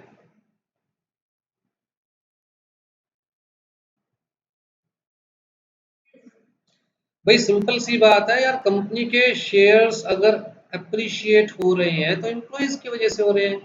एम्प्लॉइज कहते हैं यार सारे शेयर्स नहीं, चलिए ठीक है कुछ शेयर्स तो हमारे बेनिफिट के लिए उठा के रखिए ना, और उनमें जो अप्रिशिएशन होगा उसका बेनिफिट हमें दीजिए, राइट? तो अप्रिशिएशन का बेनिफिट ही तो मांग रहे हैं, वो अप्रिशिएशन जो हमारे हार्ड वर्क की वजह से हुआ है उसका बेनिफिट ही तो मांग रहे हैं। तो ये बेसिकली इंटरनेशनल पार्लेंस के अकॉर्डिंग देखें तो बाहर की कंपनीज में ये ज्यादा चलता है, इवन ईसोप से भी ज्यादा, ठीक है, क्योंकि यहाँ पर एम्प्लॉइज को रहता है कि हम जितना हार्ड वर्क करेंगे उतना ज्यादा स्टॉक अप्रिशिएट होगा, मार्केट वैल्यू इंक्रीज होगी, और जितना ज्यादा अप्रिशिएट होगा उतना ज्यादा हमारा बेनिफिट होगा, ठीक है जी। फिर पांचवी स्कीम क्या है हमारे पास? General employ benefit scheme. General employ benefit scheme, right, जहां पर कहता है जी ट्रस्ट क्रिएट कर दी, लेट से अगर ट्रस्ट क्रिएट नहीं की जाएगी तो फिर एक बोर्ड ऑफ डायरेक्टर्स की कमेटी बनाई जाएगी, बड़ी सिंपल सी बात है, राइट। बट जनरली अगर ट्रस्ट क्रिएट कर देते हो तो एक हमारे पास एक सेपरेट यूनिट हो गई चीजों को हैंडल करने के लिए। ट्रस्ट क्रिएट कर दी, ट्रस्ट को पैसे दे दिए, शेयर्स दे दिए या तो, या फिर पैसे दे दिए in the form of loan, और ट्रस्ट को with terms and conditions allow किया गया to deal in the shares of company subject to provisions of company law and subject to provisions of security laws, right? और trust ने उस deal करते हुए जो भी ट्रस्ट के पास इनकम आएगी, जैसे मैंने कहा लेट्स से डिविडेंड इनकम आई या बोनस शेयर्स इनकम का ही रूप है, राइट? तो जो भी इनकम आएगी कहता है जी ट्रस्ट उस इनकम को एम्प्लॉय के जनरल बेनिफिट की, जनरल बेनिफिट का मतलब क्या हो गया? कहता है जी health care benefits, hospital care benefits, benefits in the event of sickness, accidental disability, death, scholarship funds, such other benefits as specified by the company. राइट। तो general employ benefit scheme means any scheme of a company framed in accordance. अच्छा, general employ benefit scheme क्यों नाम दिया गया? क्योंकि यहाँ पर किस एम्प्लॉय को कितना बेनिफिट मिलेगा वो एग्जैक्टली पता नहीं है। ऊपर हमने जो 3 स्कीम पढ़ी, एम्प्लॉय को पता है कि भैया ये 2000 शेयर्स का मेरा राइट है, 1000 शेयर्स का मेरा राइट है। यहाँ पर पता नहीं है कि कौन से एम्प्लॉय को कितना बेनिफिट मिलने वाला है, क्योंकि जिसका एक्सीडेंट होगा, अगर एक्सीडेंटल बेनिफिट कंपनी दे रही है तो जिसका एक्सीडेंट होगा उसे तो बेनिफिट मिलेगा, जिसका एक्सीडेंट होगा ही नहीं उसे बेनिफिट कहाँ से मिलेगा, राइट। इसलिए नाम क्या दिया गया, जनरल एम्प्लॉय बेनिफिट स्कीम। एक जनरल फंड, एक तरह से जनरल फंड क्रिएट हो जाए for the benefit of the employ, जिससे एम्प्लॉय का वेलफेयर हो सके। तो general employ benefit scheme means any scheme मतलब यहाँ पर इन्होंने नाम दे रखा है जनरल एम्प्लॉय बेनिफिट स्कीम, नाम कुछ और हो सकता है कंपनी में, right. Means any scheme of the company framed in accordance with these regulations dealing in the shares of the company और the shares of its listed holding company. तो ऊपर हमने कहीं भी होल्डिंग या सब्सिडरी का कंसेप्ट नहीं पढ़ा। यहाँ पर हम जब जनरल एम्प्लॉय बेनिफिट स्कीम की बात कर रहे हैं, तो जो ट्रस्ट क्रिएट कर रहे हैं या फिर जो कमेटी बनाई जाएगी, अगर company directly without creating the trust ये काम करना चाहते हैं तो कमेटी कॉन्स्टिट्यूट करनी पड़ेगी। तो जी वो कंपनी के शेयर्स में भी डील कर सकती है, कंपनी की होल्डिंग कंपनी के शेयर्स में भी डील कर सकती है for the purpose of employ welfare, ठीक है।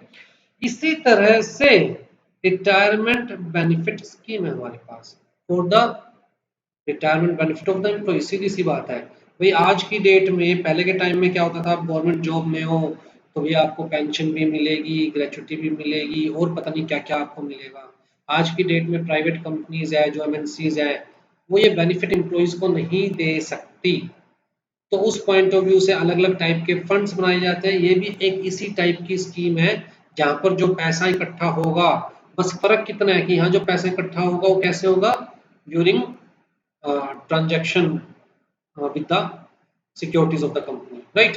So basically we are creating fund where we will collect income through the securities of the company, किसी और में भी नहीं, through the securities of the company। तो उससे जो रिटायरमेंट बेनिफिट एम्प्लॉइज को दिया जाएगा, may be in the form of gratuity और in the form of pension और in any other form, right.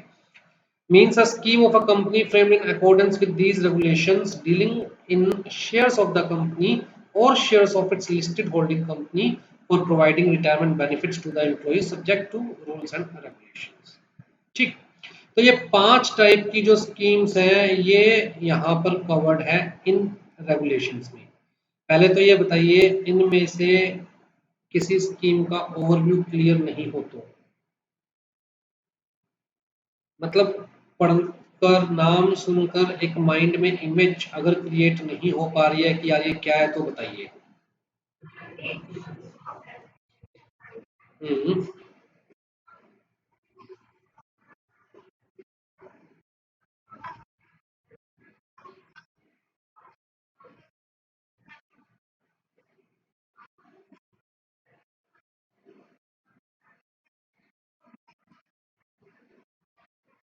Hmm.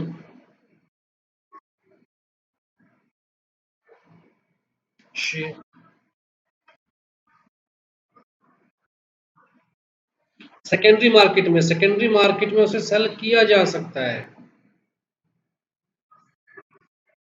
Benefit दे देगी, या फिर उसको कहेगी कि देखिए जी सेकेंडरी मार्केट में इस वक्त जो रेट चल रहा है वो 1000 रुपीज चल रहा है, आपका बेनिफिट है 16 लाख का, तो उसके अकॉर्डिंग आपके जो शेयर्स बनते हैं वो बनते हैं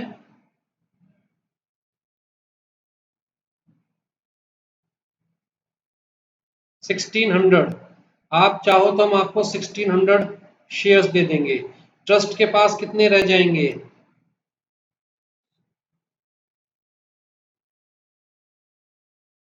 ठीक है ना भाई, अल्टीमेटली ट्रस्ट की वर्किंग के लिए ट्रस्ट को इनकम तो अर्न करनी पड़ेगी ना, और जब ट्रस्ट के पास शेयर्स होंगे तो ट्रस्ट इनकम अर्न कर सकती है। बड़ी सिंपल सी बात है, लॉस का तो चक्कर ही नहीं है ना, लॉस कैसे होगा?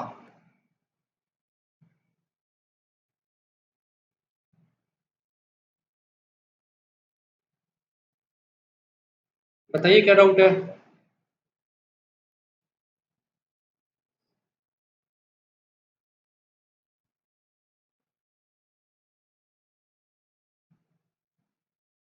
आ जाइए जी।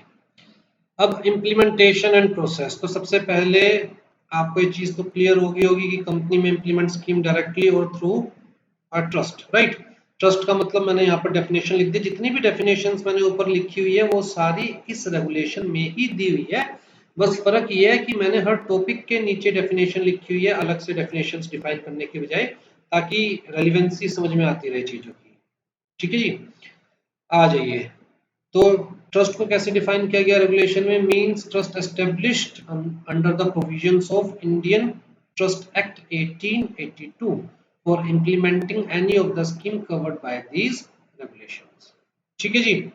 इम्प्लीमेंटेशन ऑफ स्कीम, अगर हम डायरेक्टली बात करें, डायरेक्ट रूट की बात करें, तो ये आपकी बुक से ही मैंने बेसिकली फिगर उठाई हुई है कि पहली चीज क्या है कि कंपनी ऑप्शन देगी एम्प्लॉय को, दूसरी चीज एम्प्लॉय वो ऑप्शन एक्सरसाइज करेगा, तीसरी चीज इशू ऑफ शेयर्स। तो जब हम डायरेक्ट की बात करते हैं ना, तो बेसिकली ईसोप के केस में या फिर एम्प्लॉय स्टॉक परचेज स्कीम के केस में डायरेक्ट हो सकता है, लेकिन अगर हम एसएआर की बात करें या फिर रिटायरमेंट बेनिफिट की बात करें, जनरल बेनिफिट की बात करें, तो 99% केसेस में आप देखेंगे ट्रस्ट क्रिएट करके ही काम किया जाता है, ताकि वो एक सेपरेट एंटिटी हो जाए और कंपनी इन चीजों में उलझे ना। और चाहकर भी, जिसे हम कहते हैं ना, जब हम चीजों में उलझते हैं तो चाहते नहीं है फिर भी नॉन कंप्लायंस कर बैठते हैं, ऐसा काम कंपनी से ना हो, राइट। तो डायरेक्ट रूट क्या है जी? कंपनी फॉर्म है एन कंपनसेशन कमेटी, इसके बारे में हम आगे पढ़ेंगे। अगर डायरेक्टली कंपनी, जैसे मैंने आपको कहा ना कि बोर्ड ऑफ डायरेक्टर्स की कोई ना कोई कमेटी बनानी पड़ेगी अगर कंपनी डायरेक्टली काम करना चाहती है, तो उस कमेटी का नाम क्या रखा गया? Compensation committee. And defines the eligibility criteria of the ESOP, कि भैया कौन कौन एम्प्लॉय एलिजिबल होगा, क्या क्या टर्म्स है, क्या क्या कंडीशंस, मतलब कंप्लीट एक स्कीम फ्रेम की जाएगी। फिर जी, issue fresh shares of the ESOP after vesting period, employee can exercise the option, on exercise of the option company issue shares to the employee, simple. ठीक है। अगर हम बात करते हैं ट्रस्ट रूट की, तो ट्रस्ट बनाने के बाद ट्रस्ट को काम करने के लिए पैसा चाहिए, सीधी सी बात है, राइट। तो कंपनी पैसा लेंड करेगी किसको? ट्रस्ट को। तो grant of loan for the payment of subscription money, पहला स्टेप ये, ट्रस्ट को पैसा कौन देगी? Company, in the form of loan. ठीक है जी। दूसरा स्टेप कि अगर कंपनी चाहे तो डायरेक्ट इशू भी कर सकती है शेयर्स, किसको? ट्रस्ट को, भाई ट्रस्ट के पास रहेंगे शेयर्स। ठीक। जब एम्प्लॉय अपना ऑप्शन एक्सरसाइज करेगा, ट्रस्ट वो शेयर्स एम्प्लॉय के नाम पे कर देगी। ट्रस्ट जब वो शेयर्स एम्प्लॉय के नाम पे करेगी, तो लेट से 1000 वाला शेयर 200 रुपए में एम्प्लॉय को दिया, तो 200 रुपए तो आएंगे ना एम्प्लॉय से, 200 रुपए तो आएंगे ना ट्रस्ट के पास। ट्रस्ट वो रीपेमेंट ऑफ लोन कर देगी उन पैसों से, राइट। तो कुल मिला के ये है कि ट्रस्ट को चाहे वो डायरेक्ट शेयर्स दे कंपनी या फिर लोन ही दे कंपनी ट्रस्ट को, तो अल्टीमेटली कंपनी ट्रस्ट एस्टेब्लिश करेगी, कंपनी पैसा या फिर डायरेक्ट सिक्योरिटीज देगी। फिर एम्प्लॉई जो एलिजिबल होंगे वो टर्म्स एंड कंडीशंस फुलफिल करके अपना ऑप्शन एक्सरसाइज करेंगे। फिर ट्रस्ट एम्प्लॉय के नाम पे शेयर ट्रांसफर कर देगी और जो भी पैसा ट्रस्ट के पास आएगा उससे रिपे कर देगी लोन कंपनी का। और ये ऑनगोइंग प्रोसेस है, मान के चलेंगे ट्रस्ट भी इरिवोकेबल है, वो तो लोन ही कह दिया, इस रेगुलेशन में आगे पढ़ेंगे। और कंपनी भी एक ऑनगोइंग कंसर्न होती है, तो मान के चलेंगे एक ऑनगोइंग प्रोसेस है, चलता रहेगा। हाँ जी, company form and employee welfare trust, company grants loan to the trust for subscribing shares, company issue fresh shares to the trust and options to the employees, employees exercise their option, trust transfer the shares to the employee upon the receipt of the exercise price, trust जो price मिलेगा trust को उससे trust repay the loan to the company।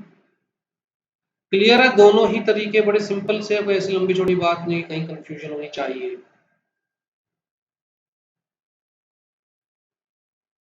अगर कहीं कोई confusion है तो अभी बता दीजिए।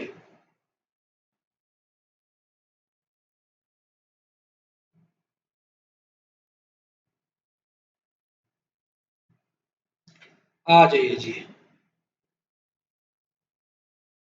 Implementation of scheme through trust. अब जी हम मान के चल रहे हैं कि भैया कंपनी ट्रस्ट के थ्रू स्कीम इंप्लीमेंट कर रही है, तो भैया रेगुलेशंस दे रखे हैं उस चीज से रिलेटेड। ये रेगुलेशन 3 आई थिंक,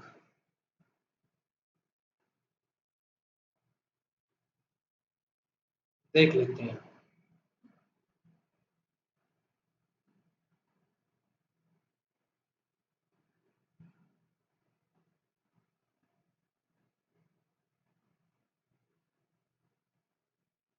जाओ,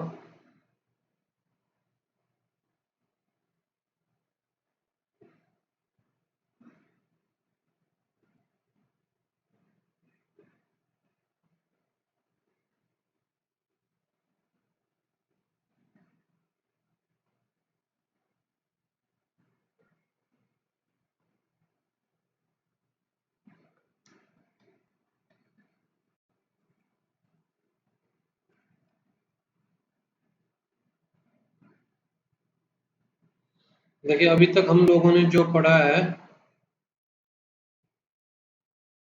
हम यहाँ पर पहुंचे हैं। तो ये जो फिगर ये आपकी बुक में ही दे रखी है, अच्छी लगी फिगर तो मैं अपने आप बनाने की फिर मेहनत नहीं करनी इस चीज को। उसके अलावा ये डेफिनेशंस दे रखी है, और ये रेगुलेशन 3 है हमारा, ठीक है। आ जाइए जी, बड़ा सिंपल सा रेगुलेशन है। कहता है जब आप ट्रस्ट क्रिएट कर रहे हैं इस पर्पस के लिए, किसी भी स्कीम के पर्पस के लिए, तो ट्रस्ट शैल बी इररिवोकेबल। आपको मैंने इसके पीछे का लॉजिक बता ही दिया, मान के चलेंगे ऑनगोइंग प्रोसेस है, कंपनी चलती रहेगी, ट्रस्ट भी चलती रहेगी, एम्प्लॉइज के बेनिफिट के लिए कंपनी हमेशा कुछ ना कुछ करती रहेगी, ठीक है। Provided that if the scheme is implemented through a trust, the same has to be decided upfront at the time of taking approval of shareholders for setting up the scheme। कोई भी स्कीम, इन 5 में से कोई भी scheme अगर हमें लेके आनी है तो शेयर होल्डर्स की अप्रूवल चाहिए ही चाहिए, मतलब स्पेशल रेजोल्यूशन पास करवाना पड़ेगा। और जब हम शेयर होल्डर्स की अप्रूवल ले रहे हैं उसी वक्त ये चीज क्लियर कर देनी है कि भैया कंपनी इसे डायरेक्टली एग्जीक्यूट नहीं करेगी, बल्कि कंपनी इस पर्पस के लिए ट्रस्ट क्रिएट करेगी या ऑलरेडी ट्रस्ट क्रिएटेड है, और कंपनी ट्रस्ट के थ्रू ही इस स्कीम को एग्जीक्यूट करेगी। शेयर होल्डर्स को ये स्पेसिफिकली बताना है। तो कुल मिला के जो एक्सप्लेनेटरी स्टेटमेंट जाएगी उसके अंदर बड़ा क्लियर कट लिखा होना चाहिए। Further if the scheme involve secondary acquisition, secondary acquisition मतलब अगर आप सोच रहे हो कि सेकेंडरी मार्केट से शेयर्स परचेज करके एम्प्लॉय के बेनिफिट के लिए यूज करने हैं, तो कंपनी डायरेक्ट नहीं कर सकती, ट्रस्ट क्रिएट करनी ही करनी पड़ेगी, ट्रस्ट के थ्रू ही करना पड़ेगा। उसके अलावा अगर स्कीम इन्वॉल्व्स गिफ्ट, मतलब कंपनी सोच रही है कि ठीक है हम कोई भी पैसा नहीं ले रहे हैं और हम ये 1 लाख शेयर्स एम्प्लॉइज के बेनिफिट के लिए गिफ्ट दे रहे हैं, या जो कंपनी के करंट शेयर होल्डर्स हैं, प्रमोटर्स हैं, वो एम्प्लॉइज के बेनिफिट के लिए अपने शेयर्स में से कुछ शेयर्स गिफ्ट दे रहे हैं और उन शेयर्स से एम्प्लॉइज को बेनिफिट दिया जाएगा थ्रू अ स्कीम, तो ऐसा कोई चक्कर है तो कहता है जी उस केस में ट्रस्ट क्रिएट करना मैंडेटरी है, डायरेक्टली कंपनी ऐसी स्कीम लॉन्च नहीं कर सकती। किन 2 केसेस के अंदर, जहां पर सेकेंडरी एक्विजिशन इन्वॉल्व है या फिर जहां पर गिफ्टेड सिक्योरिटीज के थ्रू बेनिफिट दिया जा रहा है, ठीक। Then it is mandatory for the company to implement such schemes through a trust. आ जाओ जी, अब ट्रस्टी की बात करें तो कहता है जी पहले ट्रस्ट के केस में इन्होंने कहा कि भैया क्या हर स्कीम के लिए अलग से ट्रस्ट क्रिएट करनी पड़ेगी। द आंसर इज नो, आपकी मर्जी, आप चाहो तो हर स्कीम के लिए अलग से ट्रस्ट क्रिएट कर सकते हो, आप चाहो तो सिंगल ट्रस्ट के थ्रू आप अपनी सारी स्कीम्स एग्जीक्यूट कर सकते हो। बस ट्रस्ट को प्रॉपर रिकॉर्ड्स मेंटेन करने पड़ेंगे कि भैया किस स्कीम का क्या वही खाता है, क्या क्या ट्रांजेक्शन हुई किस स्कीम के अंदर, right. And to disclose at any point of time the financial position of each scheme and in particular give the true and fair view of the states of affairs of each scheme. Who can be the trustee, who cannot be the trustee बता रखा है कि भैया जो company के directors है, की managerial personnels है, promoters of the company, it's holding subsidiary और एसोसिएट। तो कंपनी की होल्डिंग के, कंपनी के सब्सिडरी, एसोसिएट कंपनी के डायरेक्टर्स, की मैनेजरियल पर्सनल्स या प्रमोटर्स ट्रस्टी नहीं हो सकते, इनके रिलेटिव्स ट्रस्टी नहीं हो सकते, उसके अलावा कोई भी ऐसा बंदा हु बेनिफिशियली होल्ड्स 10% और more paid up share capital of the company trustee नहीं हो सकता। I am using the person, मतलब not only natural person, even artificial person, right. अब जी मिनिमम नंबर ऑफ ट्रस्टी कहता है if the trustees are individuals, तो भैया कम से कम दो। अगर वन पर्सन कंपनी को ट्रस्टी बनाया जा रहा है तब भी कम से कम दो। तो ऐसा पॉसिबल है राम और श्याम को ट्रस्टी बनाया जाए? यस, ऐसा पॉसिबल है राम को और श्याम वन पर्सन कंपनी को ट्रस्टी बनाया जाए? The answer is yes. ऐसा पॉसिबल है Ram one person company and Shyam one person company को ट्रस्टी बनाया जाए? The answer is yes. तो अगर इंडिविजुअल्स या वन पर्सन कंपनीज को ट्रस्टी बनाया जा रहा है तो कम से कम दो trustee, there shall be minimum of 2 such trustees. अगर किसी कॉर्पोरेट बॉडी को ट्रस्टी बनाया जा रहा है, मतलब जैसे कि प्राइवेट कंपनी हो गया, पब्लिक कंपनी हो गया या कोई और कॉर्पोरेट एंटिटी, तो even one trustee is sufficient. कम से कम एक होना चाहिए, मतलब even one trustee is sufficient. आप चाहो तो एक से ज्यादा ट्रस्टी रख सकते हो, ठीक है, क्योंकि ये लोग मर सकते हैं, इंडिविजुअल्स मर सकते हैं। तो अगर एक ही इंडिविजुअल ट्रस्टी और मर गया तो काम रुक जाएगा। तो दो तो होने चाहिए ताकि वो दूसरा ट्रस्टी काम को कंटिन्यू करे, और जब तक दूसरा मतलब पहला ट्रस्टी नया अपॉइंट नहीं होता तब तक रुके ना चीजें। इसी तरह वन पर्सन कंपनी में एक ही इंडिविजुअल कंपनी बनाता है तो दिक्कत आ सकती है, लेकिन कॉर्पोरेट एंटिटी में हमेशा मोर देन 2 पर्सन्स होते हैं। तो इसलिए यहाँ अगर कॉर्पोरेट एंटिटी ट्रस्टी है तो एक सफिशिएंट है, आप चाहो तो एक से ज्यादा रख सकते हो, ठीक है जी। No voting rights with the trustees, but obvious सी बात है ट्रस्टीज के पर्सनल शेयर्स थोड़ी ना है, they are not the beneficial owner of the shares. वो शेयर्स होल्ड कर रहे हैं for the benefit of the employees, इसलिए जो भी शेयर्स वो होल्ड कर रहे हैं for the benefit of the employees, उन शेयर्स से रिलेटेड ट्रस्टीज के पास कोई वोटिंग राइट्स नहीं होंगे। तो किसके पास होंगे? किसी के पास भी कोई वोटिंग राइट्स नहीं होंगे with respect to such shares, right. Otherwise वो वोटिंग राइट्स मिसयूज किए जा सकते हैं। ट्रस्टी कंपनी के इन्फ्लुएंस में आके, बोर्ड ऑफ डायरेक्टर के इन्फ्लुएंस में आके, प्रमोटर के इन्फ्लुएंस में आके वोटिंग बायस्ड कर सकते हैं, तो मिसयूज किए जा सकते हैं। Duty of trustee to obtain appropriate approval from the shareholders, तो this is the duty of the trustees कि भैया जहां भी रिक्वायर्ड है हर स्कीम के लिए शेयर होल्डर्स की अप्रोप्रिएट अप्रूवल ली जाए to implement the schemes, right, या टू अंडरटेक सेकेंडरी एक्विजिशन जहां भी रिक्वायर्ड है।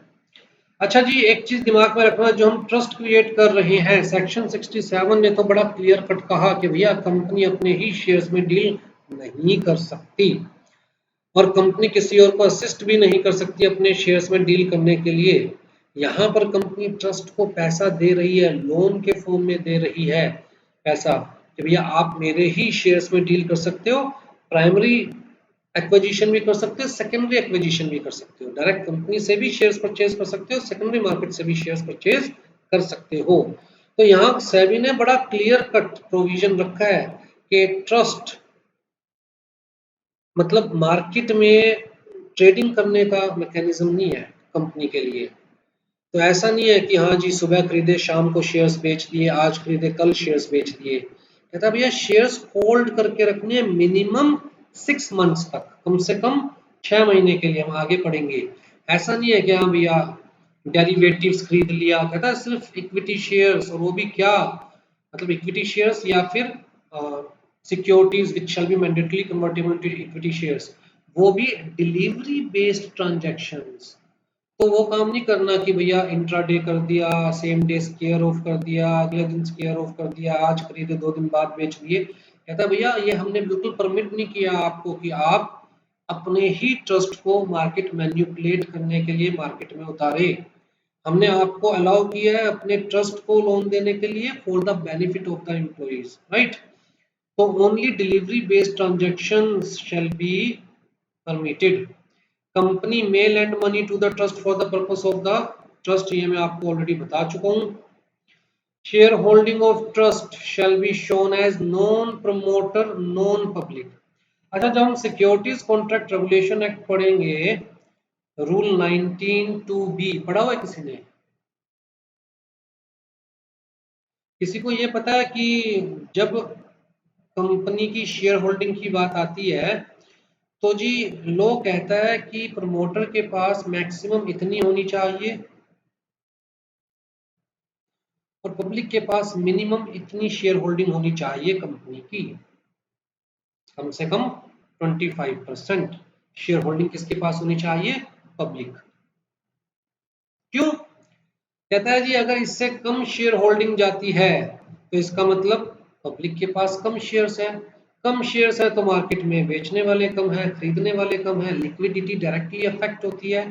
तो कम से कम इतनी पब्लिक शेयर होल्डिंग होनी चाहिए किसी भी लिस्टेड एंटिटी के अंदर, 25%, राइट। तो जी हमारे पास दो ग्रुप हो गए, एक तो हमारे पास प्रमोटर ग्रुप हो गया और एक पब्लिक होगी। कहता है ये जो शेयर्स ट्रस्ट के पास होंगे वो ना प्रमोटर ग्रुप में कंसीडर किए जाएंगे ना पब्लिक ग्रुप में कंसीडर किए जाएंगे।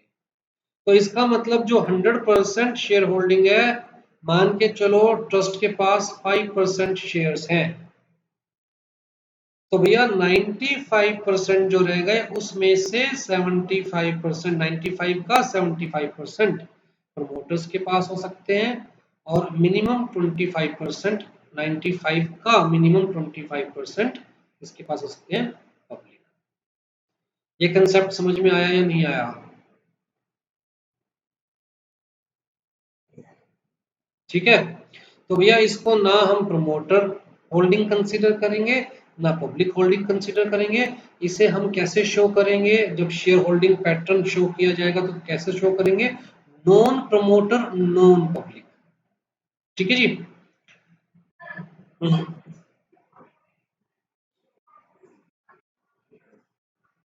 तो मैंने वही तो बताया कि किसी के पास भी इन शेयर रिलेटेड वोटिंग राइट नहीं होता जब तक ट्रस्ट के पास है वो शेयर्स।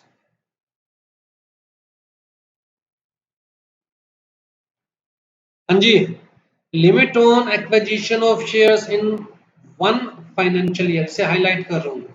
ये जो लिमिट बताई गई है ये एक फाइनेंशियल ईयर में मैक्सिमम कितने एक्वायर किए जा सकते हैं फ्रॉम द सेकेंडरी मार्केट, और नीचे जो लिमिट बताई गई है वो इन एग्रीगेट कंपनी के कितने शेयर्स ट्रस्ट के पास हो सकते हैं for the benefit of the employees. ऐसा तो नहीं है ना कंपनी के 100 शेयर्स में से 50 शेयर एम्प्लॉय के बेनिफिट के लिए ट्रस्ट को दे देंगे, फिर क्या तो प्रमोटर्स के पास रहेगा और क्या पब्लिक के पास रहेगा, राइट। तो लिमिट दे रखी है 11th पॉइंट में, 11th रेगुलेशन में इन एग्रीगेट, सब रेगुलेशन के अंदर इन एग्रीगेट, और 10th के अंदर दे रखी है एक फाइनेंशियल ईयर में सेकेंडरी मार्केट से कितना एक्वायर किया जा सकता है। तो secondary acquisition in the financial year by the trust shall not exceed 2% of the paid up capital as at the end of previous financial year। तो भैया इस फाइनेंशियल ईयर में मैक्सिमम कितना एक्वायर किया जा सकता है सेकेंडरी मार्केट से, किस चीज पे डिपेंड करता है? Previous financial year, previous financial year के एंड में, मतलब 31 मार्च, प्रीवियस फाइनेंशियल ईयर के एंड में कंपनी की पेड अप कैपिटल कितनी थी, पेड अप शेयर कैपिटल कितनी थी, जितनी भी थी उसका 2% इस फाइनेंशियल ईयर में मैक्सिमम एक्वायर किया जा सकता है from the secondary market. Bar bar word use कर रहा हूं, from the secondary market. Secondary market में कम छेड़छाड़ों, इस पॉइंट ऑफ व्यू से एक लिमिट लगाई गई। अगर हम प्राइमरी एक्विजिशन की बात कर रहे हैं, मतलब कंपनी डायरेक्टली ट्रस्ट को शेयर्स इशू कर रही है, वहां पर कोई लिमिट नहीं है, ध्यान दीजिए। हम बात कर रहे हैं सिर्फ एक्विजिशन थ्रू सेकेंडरी मार्केट, ठीक है, फ्रॉम सेकेंडरी मार्केट। हाँ जी, फिर ओवरऑल लिमिट की बात की गई, limit on total acquisition of shares, overall acquisition of shares from the secondary market. तो जी मैक्सिमम कितनी ली जा सकती है? कहता है जी इसोस, ईएसपीएस, एसएआरएस, ये जो पहली तीन स्कीम थी इनमें इन एग्रीगेट कितनी? 5%। क्या 5% of the paid up equity capital. तो जी limit at the end of the financial year immediately prior to the year in which the shareholders approval is obtained. तो अगेन प्रीवियस फाइनेंशियल ईयर को देखेंगे, 31 मार्च को देखेंगे, उसके according हम इस financial year जिसमें हम शेयर होल्डर की अप्रूवल ले रहे हैं एक्वायर करने के लिए, तो जी इस फाइनेंशियल ईयर के अंदर मैक्सिमम कितना कहता है जी 5%, मैक्सिमम कितना 5%। कौन सी स्कीम्स के अंदर? ईसोस, ईएसपीएस, एसएएआर, इन तीनों में मिलाकर, इन तीनों में मिलाकर। अच्छा, अगर बात करें बाकी दो स्कीम्स की, जनरल बेनिफिट वाले, रिटायरमेंट बेनिफिट वाले स्कीम की, कहता दोनों में मिलाकर मैक्सिमम कितना 2% of paid up equity share capital. ये paid up equity share capital कौन सी डेट को देखनी है? क्लियर है ना? प्रीवियस ईयर के 31 मार्च को। ठीक। और जी जो हमारे पास इन एग्रीगेट है सारी स्कीम्स में मिलाकर, वो मैक्सिमम कितना हो सकता है? 5%। इसका मतलब अगर इसके अंदर, इस ब्रैकेट के अंदर आप ऑलरेडी 5% एक्वायर कर चुके हो सेकेंडरी मार्केट से, तो फिर यहां पर स्कीम्स के लिए सेकेंडरी मार्केट से कितना एक्वायर कर सकते हो? अगर यहां पर स्कीम्स के लिए सेकेंडरी मार्केट से 4% एक्वायर कर चुके हो, तो यहां पर मैक्सिमम कितना एक्वायर कर सकते हो? तभी तो एग्रीगेट 5% बैठेगा। या क्या कर रखा है? For all the schemes in aggregate 5%, right. अब यहां पर आप अगर मान के चलो 3% एक्वायर कर रहे हो, तो यहाँ मैक्सिमम कितना? 2%, तो 5%। लेकिन अगर यहां पर आप एक्वायर कर रहे हो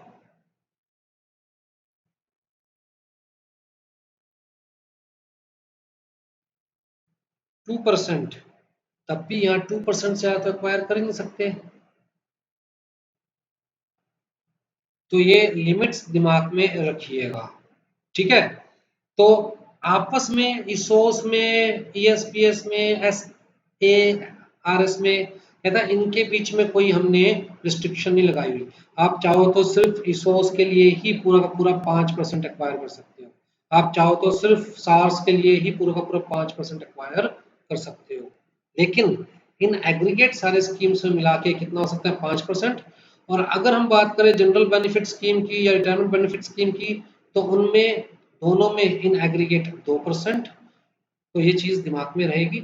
अच्छा, दूसरी चीज मैं दोबारा से बता रहा हूँ कि ये सब कब हम बात कर रहे हैं? जब आप सेकेंडरी मार्केट से एक्वायर कर रहे हो। लेकिन ये लिमिट्स कब एप्लीकेबल नहीं है? नॉट एप्लीकेबल कब? जब आप डायरेक्टली कंपनी से न्यू शेयर्स एक्वायर कर रहे हो, मतलब ट्रस्ट कंपनी से न्यू शेयर्स एक्वायर कर रही है, या ट्रस्ट को गिफ्ट मिल रहे हैं शेयर्स फ्रॉम द प्रमोटर या प्रमोटर ग्रुप और अदर शेयर होल्डर्स, तो उस केस में कोई लिमिट नहीं है, ठीक है। सेकेंडरी मार्केट में ज्यादा हम लोग इंटरफेयर ना करें, उस पॉइंट ऑफ व्यू से ये लिमिट दी हुई है। क्लियर है जी? अब हम्म,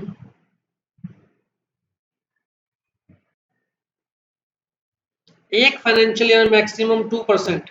जैसे मान के चलो अभी अभी कंपनी ने स्कीम लॉन्च करना शुरू किया है, तो पहले फाइनेंशियल ईयर में 2% कर दी एक्वायर, अगले में दोबारा 2% एक्वायर कर लिया, उससे अगले में मैक्सिमम कितनी कर सकती है? 1%, क्योंकि इन एग्रीगेट कितना हो सकता है?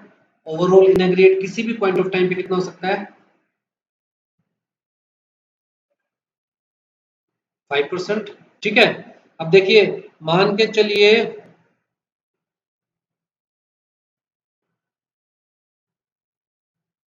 मान के चलिए 2021 की बात करें, तो यहाँ पर 31 मार्च हम देखते हैं जी कंपनी की paid up equity share capital कितनी है। लेट्स से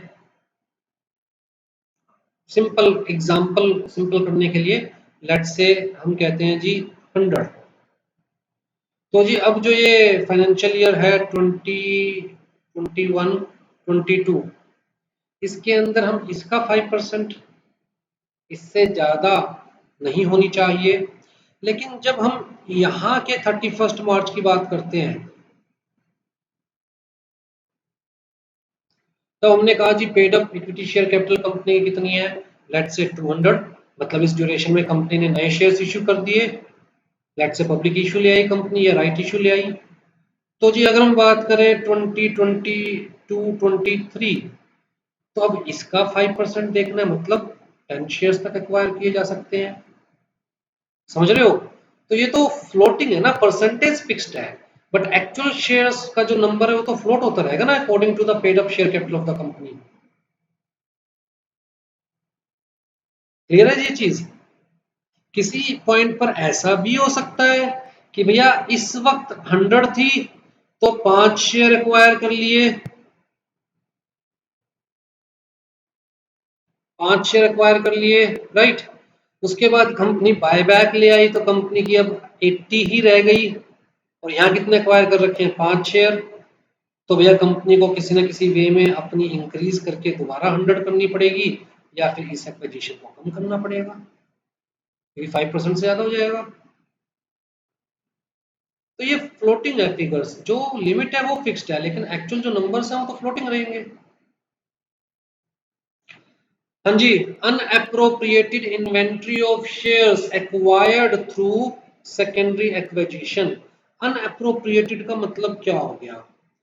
कहता है जी आपने सेकेंडरी मार्केट से शेयर्स एक्वायर कर लिए, मान के चलिए 100 शेयर्स एक्वायर कर लिए सेकेंडरी मार्केट से, लेकिन अभी तक इन शेयर्स के लिए ग्रांट नहीं दिया। तो आपने सोचा था कि ईसॉप लेके आएंगे एम्प्लॉइज के लिए, उस पॉइंट ऑफ व्यू से आपने ट्रस्ट बनाया, मतलब शेयर होल्डर से अप्रूवल ले ली ट्रस्ट बनाने के लिए, फर्दर ट्रस्ट बनाते हुए और शेयर होल्डर से अप्रूवल इस चीज की भी ले ली कि सेकेंडरी मार्केट से एक्वायर करेंगे। आपने एक्वायर कर लिए 100 शेयर, लेकिन अभी तक ये डिफाइन नहीं किया कि भैया क्या एलिजिबिलिटी है, ग्रांट नहीं दिया कि भैया कम से कम 1 साल कंपनी में रहने पे मिलेंगे, कम से कम 2 साल कंपनी में रहने पे मिलेंगे। तो कहता है भैया ये जो शेयर्स है आपके पास, इसके बैकअप ग्रांट्स तो है ही नहीं, नॉट बैकअप बाय ग्रांट्स। तो भैया ग्रांट्स को इशू करो कि भाई कौन एलिजिबल है इन शेयर्स को लेने के लिए, किस रेट पे एलिजिबल है इन शेयर्स को लेने के लिए। तो मैक्सिमम से मैक्सिमम कितने टाइम के अंदर ग्रांट्स आपको देने हैं? shall be appropriated within the reasonable period which shall not extend beyond the end of subsequent financial year। तो जिस ईयर में आपने एक्वायर करे उसके मैक्सिमम जो सब्सिक्वेंट फाइनेंशियल ईयर उसके खत्म होने से पहले उनको अप्रोप्रिएट करो। क्या जी किन एम्प्लॉइज के पास ग्रांट है, क्या कंडीशंस है, क्या प्राइस है, right. Minimum period for which trust should hold the shares acquired through secondary acquisition, वो मैं आपको बता ही चुका हूँ कि भैया सेल परचेज करने का मैकेनिज्म नहीं है कोई, या कंपनी की मशीनरी थोड़ी ना है सेकेंडरी मार्केट में ट्रांजैक्शन करने की, कि आज लिए कल बेच दिए, सुबह लिए शाम को बेच दिए। कम से कम जो शेयर्स लोगे वो डिलीवरी बेसिस पे लोगे, और कम से कम 6 मंथ्स के लिए उन शेयर्स को आप होल्ड करके रखोगे, ठीक है। ऑल दो कुछ एक्सेप्शंस दे रखी है, लेकिन इन जनरल लॉ की इंटेंशन ये है कि भैया सेकेंडरी मार्केट में कायदे से आप इंटरफियर नहीं कर सकते अपने शेयर्स के रिस्पेक्ट में।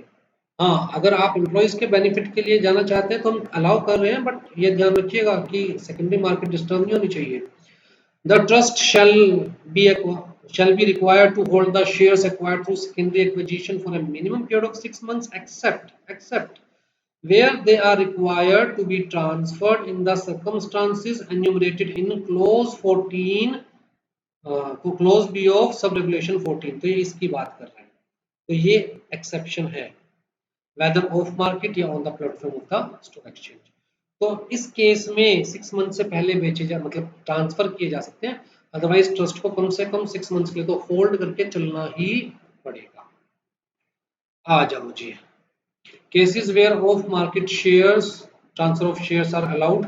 ऑफ मार्केट का मतलब ऑफ द स्टॉक एक्सचेंज, जैसे मैंने कहा कि over the counter, not on the stock exchange, right, of the stock exchange. तो किन केसेस में? कहता है transfer to the employees pursuant to the scheme. अब ईसॉप के अंदर I am eligible for 1000 shares, तो ट्रस्ट डायरेक्ट मेरे नाम पे ट्रांसफर करेगा ना, ट्रस्ट ये थोड़ी ना मुझे स्टॉक एक्सचेंज के थ्रू बेचेगा। तो वहां स्टॉक एक्सचेंज का रोल खत्म हो गया तो मेरे नाम पे ट्रांसफर करेगा, तो ऑफ मार्केट ट्रांसफर हो गई वो, ठीक है। इसी तरह When participating in the open offer under the takeover regulation, मान के चलिए कंपनी है ABC लिमिटेड, जो हमारी कंपनी है जिसने ट्रस्ट क्रिएट किया for the benefit of the employees. अब जी कंपनी को ऑफर मिल रही है XYZ लिमिटेड से टेक ओवर ऑफर, ठीक है, कि हम शेयर्स परचेज करना चाहते हैं अंडर टेक ओवर रेगुलेशंस। तो भैया ट्रस्ट इसको शेयर सेल कर सकता है, ऑफ मार्केट भी ट्रांसफर किए जा सकते हैं, ठीक है, टेक ओवर रेगुलेशंस में रहते हुए।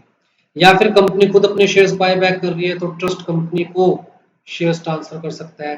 कंपनी अपने शेयर्स डीलिस्ट कर रही है तो उस केस के अंदर शेयर होल्डर्स को एग्जिट ऑप्शन दी जाती है। भाई आप अपने शेयर स्टॉक एक्सचेंज से हटा रहे हो तो जो शेयर होल्डर छोड़ना चाहे कि भैया मुझे ये शेयर्स नहीं चाहिए, अगर आप स्टॉक एक्सचेंज पे थे तभी मैंने आपके शेयर्स परचेज करे थे, अगर आप स्टॉक एक्सचेंज पे नहीं रहोगे तो मैं कहाँ बेचूं आपके शेयर्स। तो एग्जिट ऑप्शन दी जाती है बाय द प्रमोटर्स, प्रमोटर्स को उन शेयर होल्डर्स के शेयर्स परचेज करने पड़ते हैं। तो कहता है अगर इस टाइप का कोई सिनेरियो है तो ट्रस्ट प्रमोटर्स के नाम पर शेयर ट्रांसफर कर सकती है। तो इन केसेस में आप कहीं भी देखिए क्या स्टॉक एक्सचेंज का इन्वॉल्व होना जरूरी है? The answer is no. तो इन केसेस के अंदर 6 मंथ से पहले भी शेयर ट्रांसफर किए जा सकते हैं, प्लस ऑफ मार्केट भी शेयर ट्रांसफर किए जा सकते हैं। अदरवाइज ना तो 6 मंथ से पहले ट्रांसफर किए जा सकते हैं, ना ही ऑफ मार्केट ट्रांसफर किए जा सकते शेयर्स। क्लियर है ये?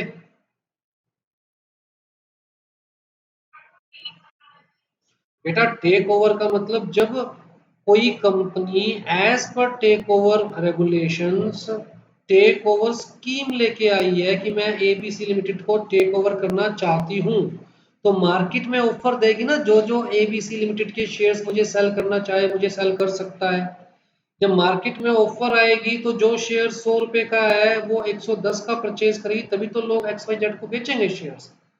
अब ट्रस्ट के पास भी तो शेयर्स है ना जो वो सेकेंडरी मार्केट के अंदर सेल कर सकती है।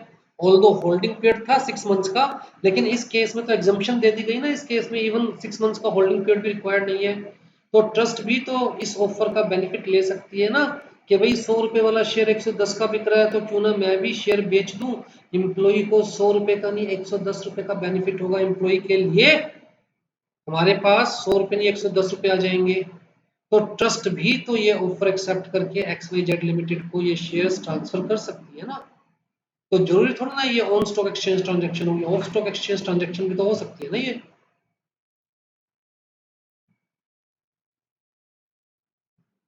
क्लियर है? इसीलिए मैंने कहा था कि भैया जनरली जो ये काम होते हैं ये ट्रस्ट क्रिएट करके होते हैं, ताकि डिवीजन रहे कि एबीसी लिमिटेड अपना काम है, ट्रस्ट का अपना रोल है to protect the interest of the employees for the benefit of the employees. ये जो डीलिंग की जाएगी कंपनी के पॉइंट ऑफ व्यू से नहीं, एम्प्लॉइज के बेनिफिट के पॉइंट ऑफ व्यू से डीलिंग की जाएगी।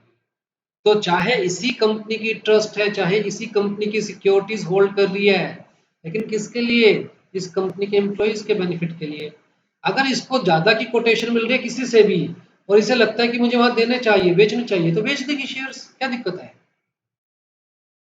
पैसा जो आएगा ट्रस्ट के पास वो एम्प्लॉय के बेनिफिट में तो यूज होने वाला ना, एम्प्लॉय को ज्यादा बेनिफिट होगा।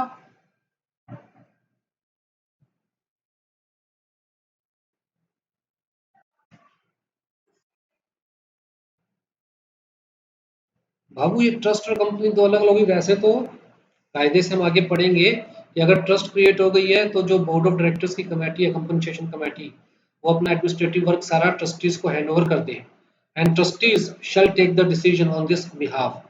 लेकिन दिक्कत क्या है मुझे ये बताओ ना, इस ट्रस्ट ने सेकेंडरी मार्केट से 100 shares, let's say 1000 shares purchase किए थे 100 रुपए के, किसके लिए? For the employ of the benefit. अब वही शेयर बिक रहे हैं मार्केट के अंदर 110 रुपए के, तो दिक्कत क्या है बेचने में मुझे ये बताओ। आज इसको नहीं बेचेगी कल किसी ना किसी को तो बेचेगी, तभी तो एम्प्लॉय को बेनिफिट आएगा जब बेच के पैसे एक्स्ट्रा है ट्रस्ट के पास। अगर अपने पास उठा के रखे रखेगी तो एम्प्लॉय को बेनिफिट कैसे ट्रांसफर होएगा?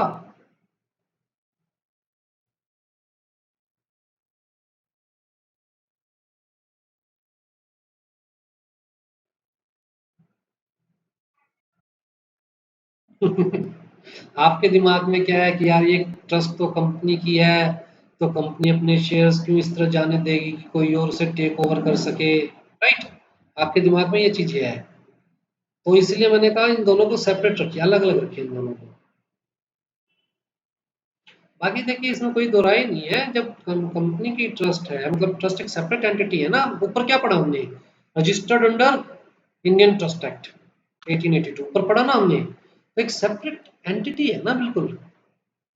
तो ट्रस्टीज वैसे तो हम मान के चलेंगे कि सिर्फ एम्प्लॉय का बेनिफिट सोचकर ही डिसीजन लेंगे, लेकिन ठीक है, जब कंपनीज ही ट्रस्टीज को अपॉइंट करेगी कंपनी ही, तो ट्रस्टीज का के ऊपर थोड़ा बहुत तो कंपनी का बोर्ड ऑफ डायरेक्टर्स का रहता ही है ना इन्फ्लुएंस।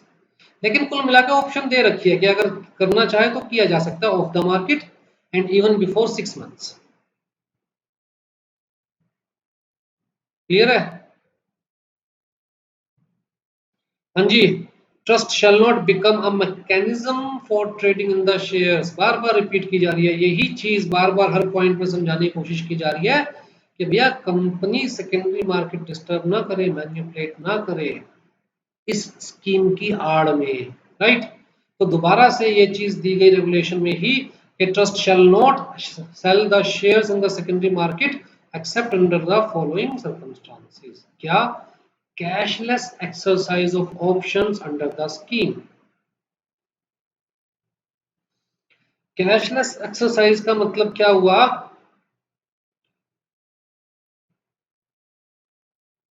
कंपनी स्कीम लेके आई, ध्यान से देखिएगा, कंपनी स्कीम लेके आई कि जी हम 200 रुपए में आपको शेयर्स देंगे, ठीक है, और कायदे से वो 200 रुपए भी आपको नहीं देने अपनी जेब से, कायदे से वो 200 रुपए भी आपको अपनी जेब से नहीं देने। तो कौन देगा ये 200 रुपए? ट्रस्ट। तो एम्प्लॉई को जो शेयर्स मिलेंगे वो क्या मिलेंगे? ट्रस्ट कहाँ से लाएगी ये पैसा?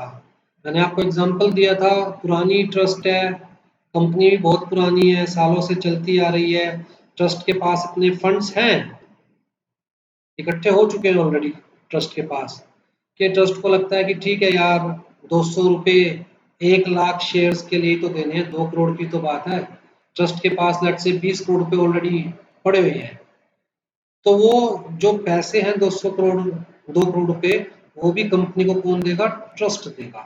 कैसे देगा? ये शेयर सेल करके, जो कंपनी के पास ट्रस्ट के पास होंगे, वो शेयर सेल करके ट्रस्ट दे सकता है कंपनी को पैसे, ठीक है। तो इम्प्लॉई के पॉइंट ऑफ व्यू से क्या है ये? कैशलेस।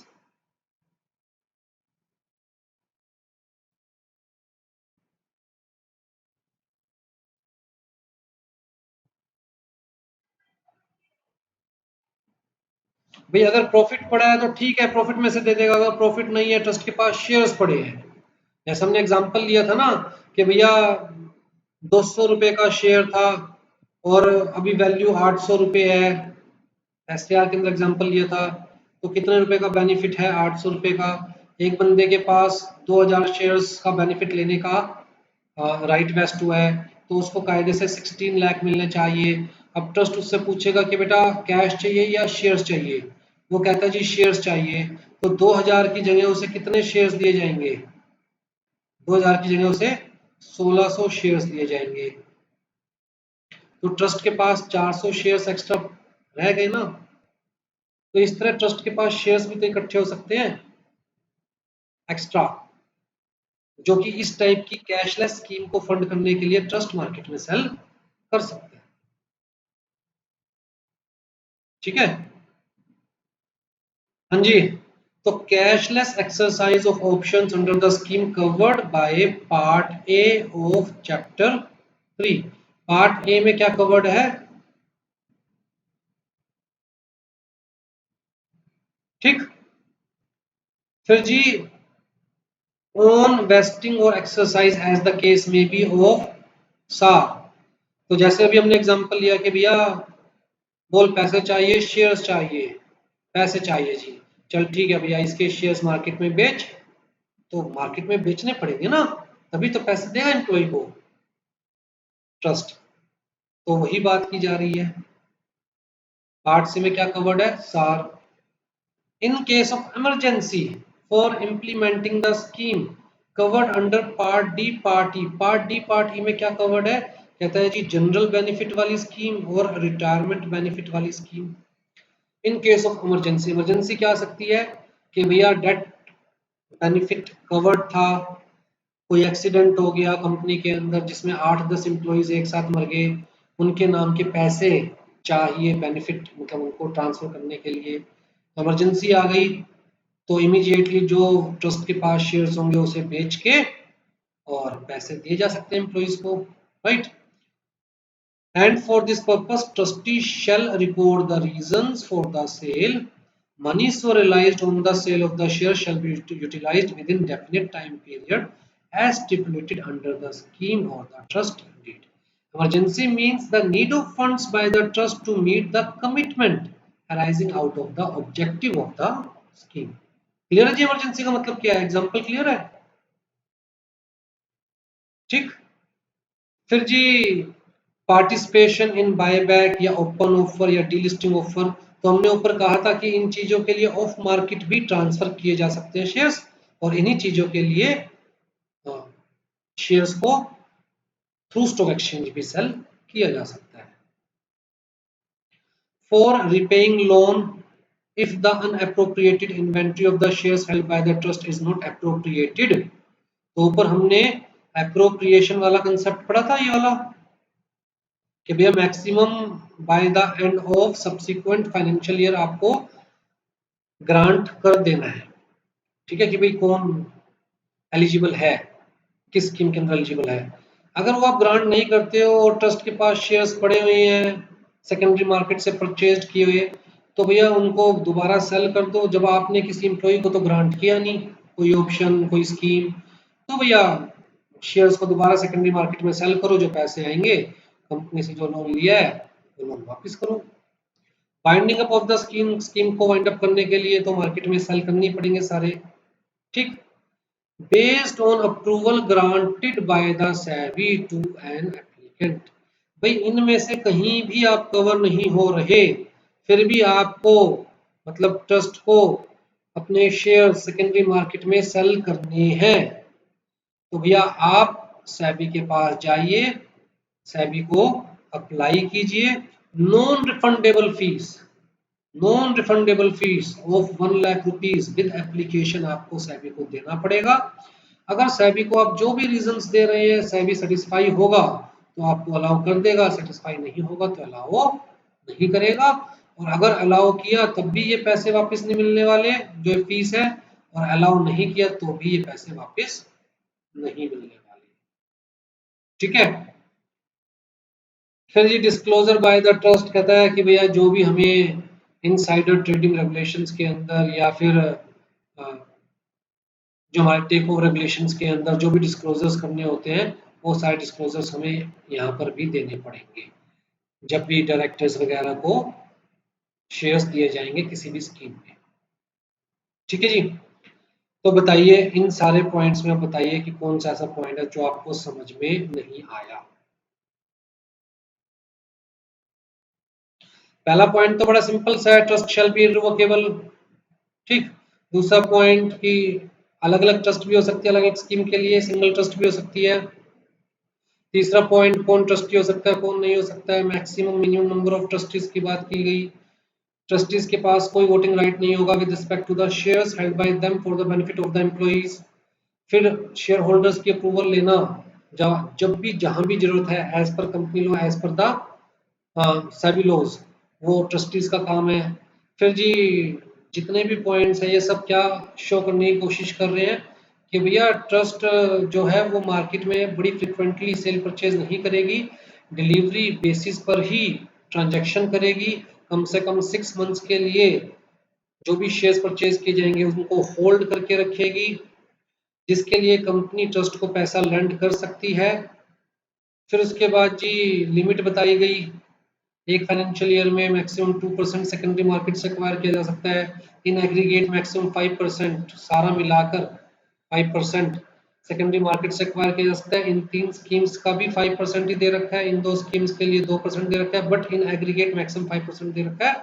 लेकिन जो लिमिट है ये सेकेंडरी मार्केट एक्विजिशन के ऊपर है, प्राइमरी एक्विजिशन या गिफ्ट फ्रॉम द प्रमोटर्स या प्रमोटर ग्रुप्स, उनके ऊपर ये लिमिट नहीं है।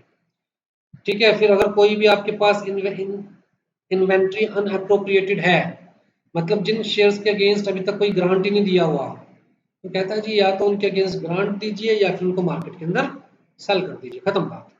ठीक, 6 मंथ से पहले अगर आपको शेयर सेल करने हैं तो यहाँ पर आपको ये ऑप्शंस दे रखी है कि pursuant to the scheme full में जो भी टर्म्स एंड कंडीशंस है उसको फुलफिल करने के लिए शेयर सेल करने पड़े तो कर दीजिए, स्कीम क्लोज करने के लिए शेयर सेल करने पड़े तो कर दीजिए, या फिर टेक ओवर कोड के रेगुलेशंस के अंदर आपको ऑफर मिल रही है, या फिर कंपनी खुद अपने शेयर्स बाय बैक कर रही है, या कंपनी स्टॉक एक्सचेंज से डीलिस्ट हो रही है, प्रमोटर शेयर्स बाय बैक कर रहे हैं।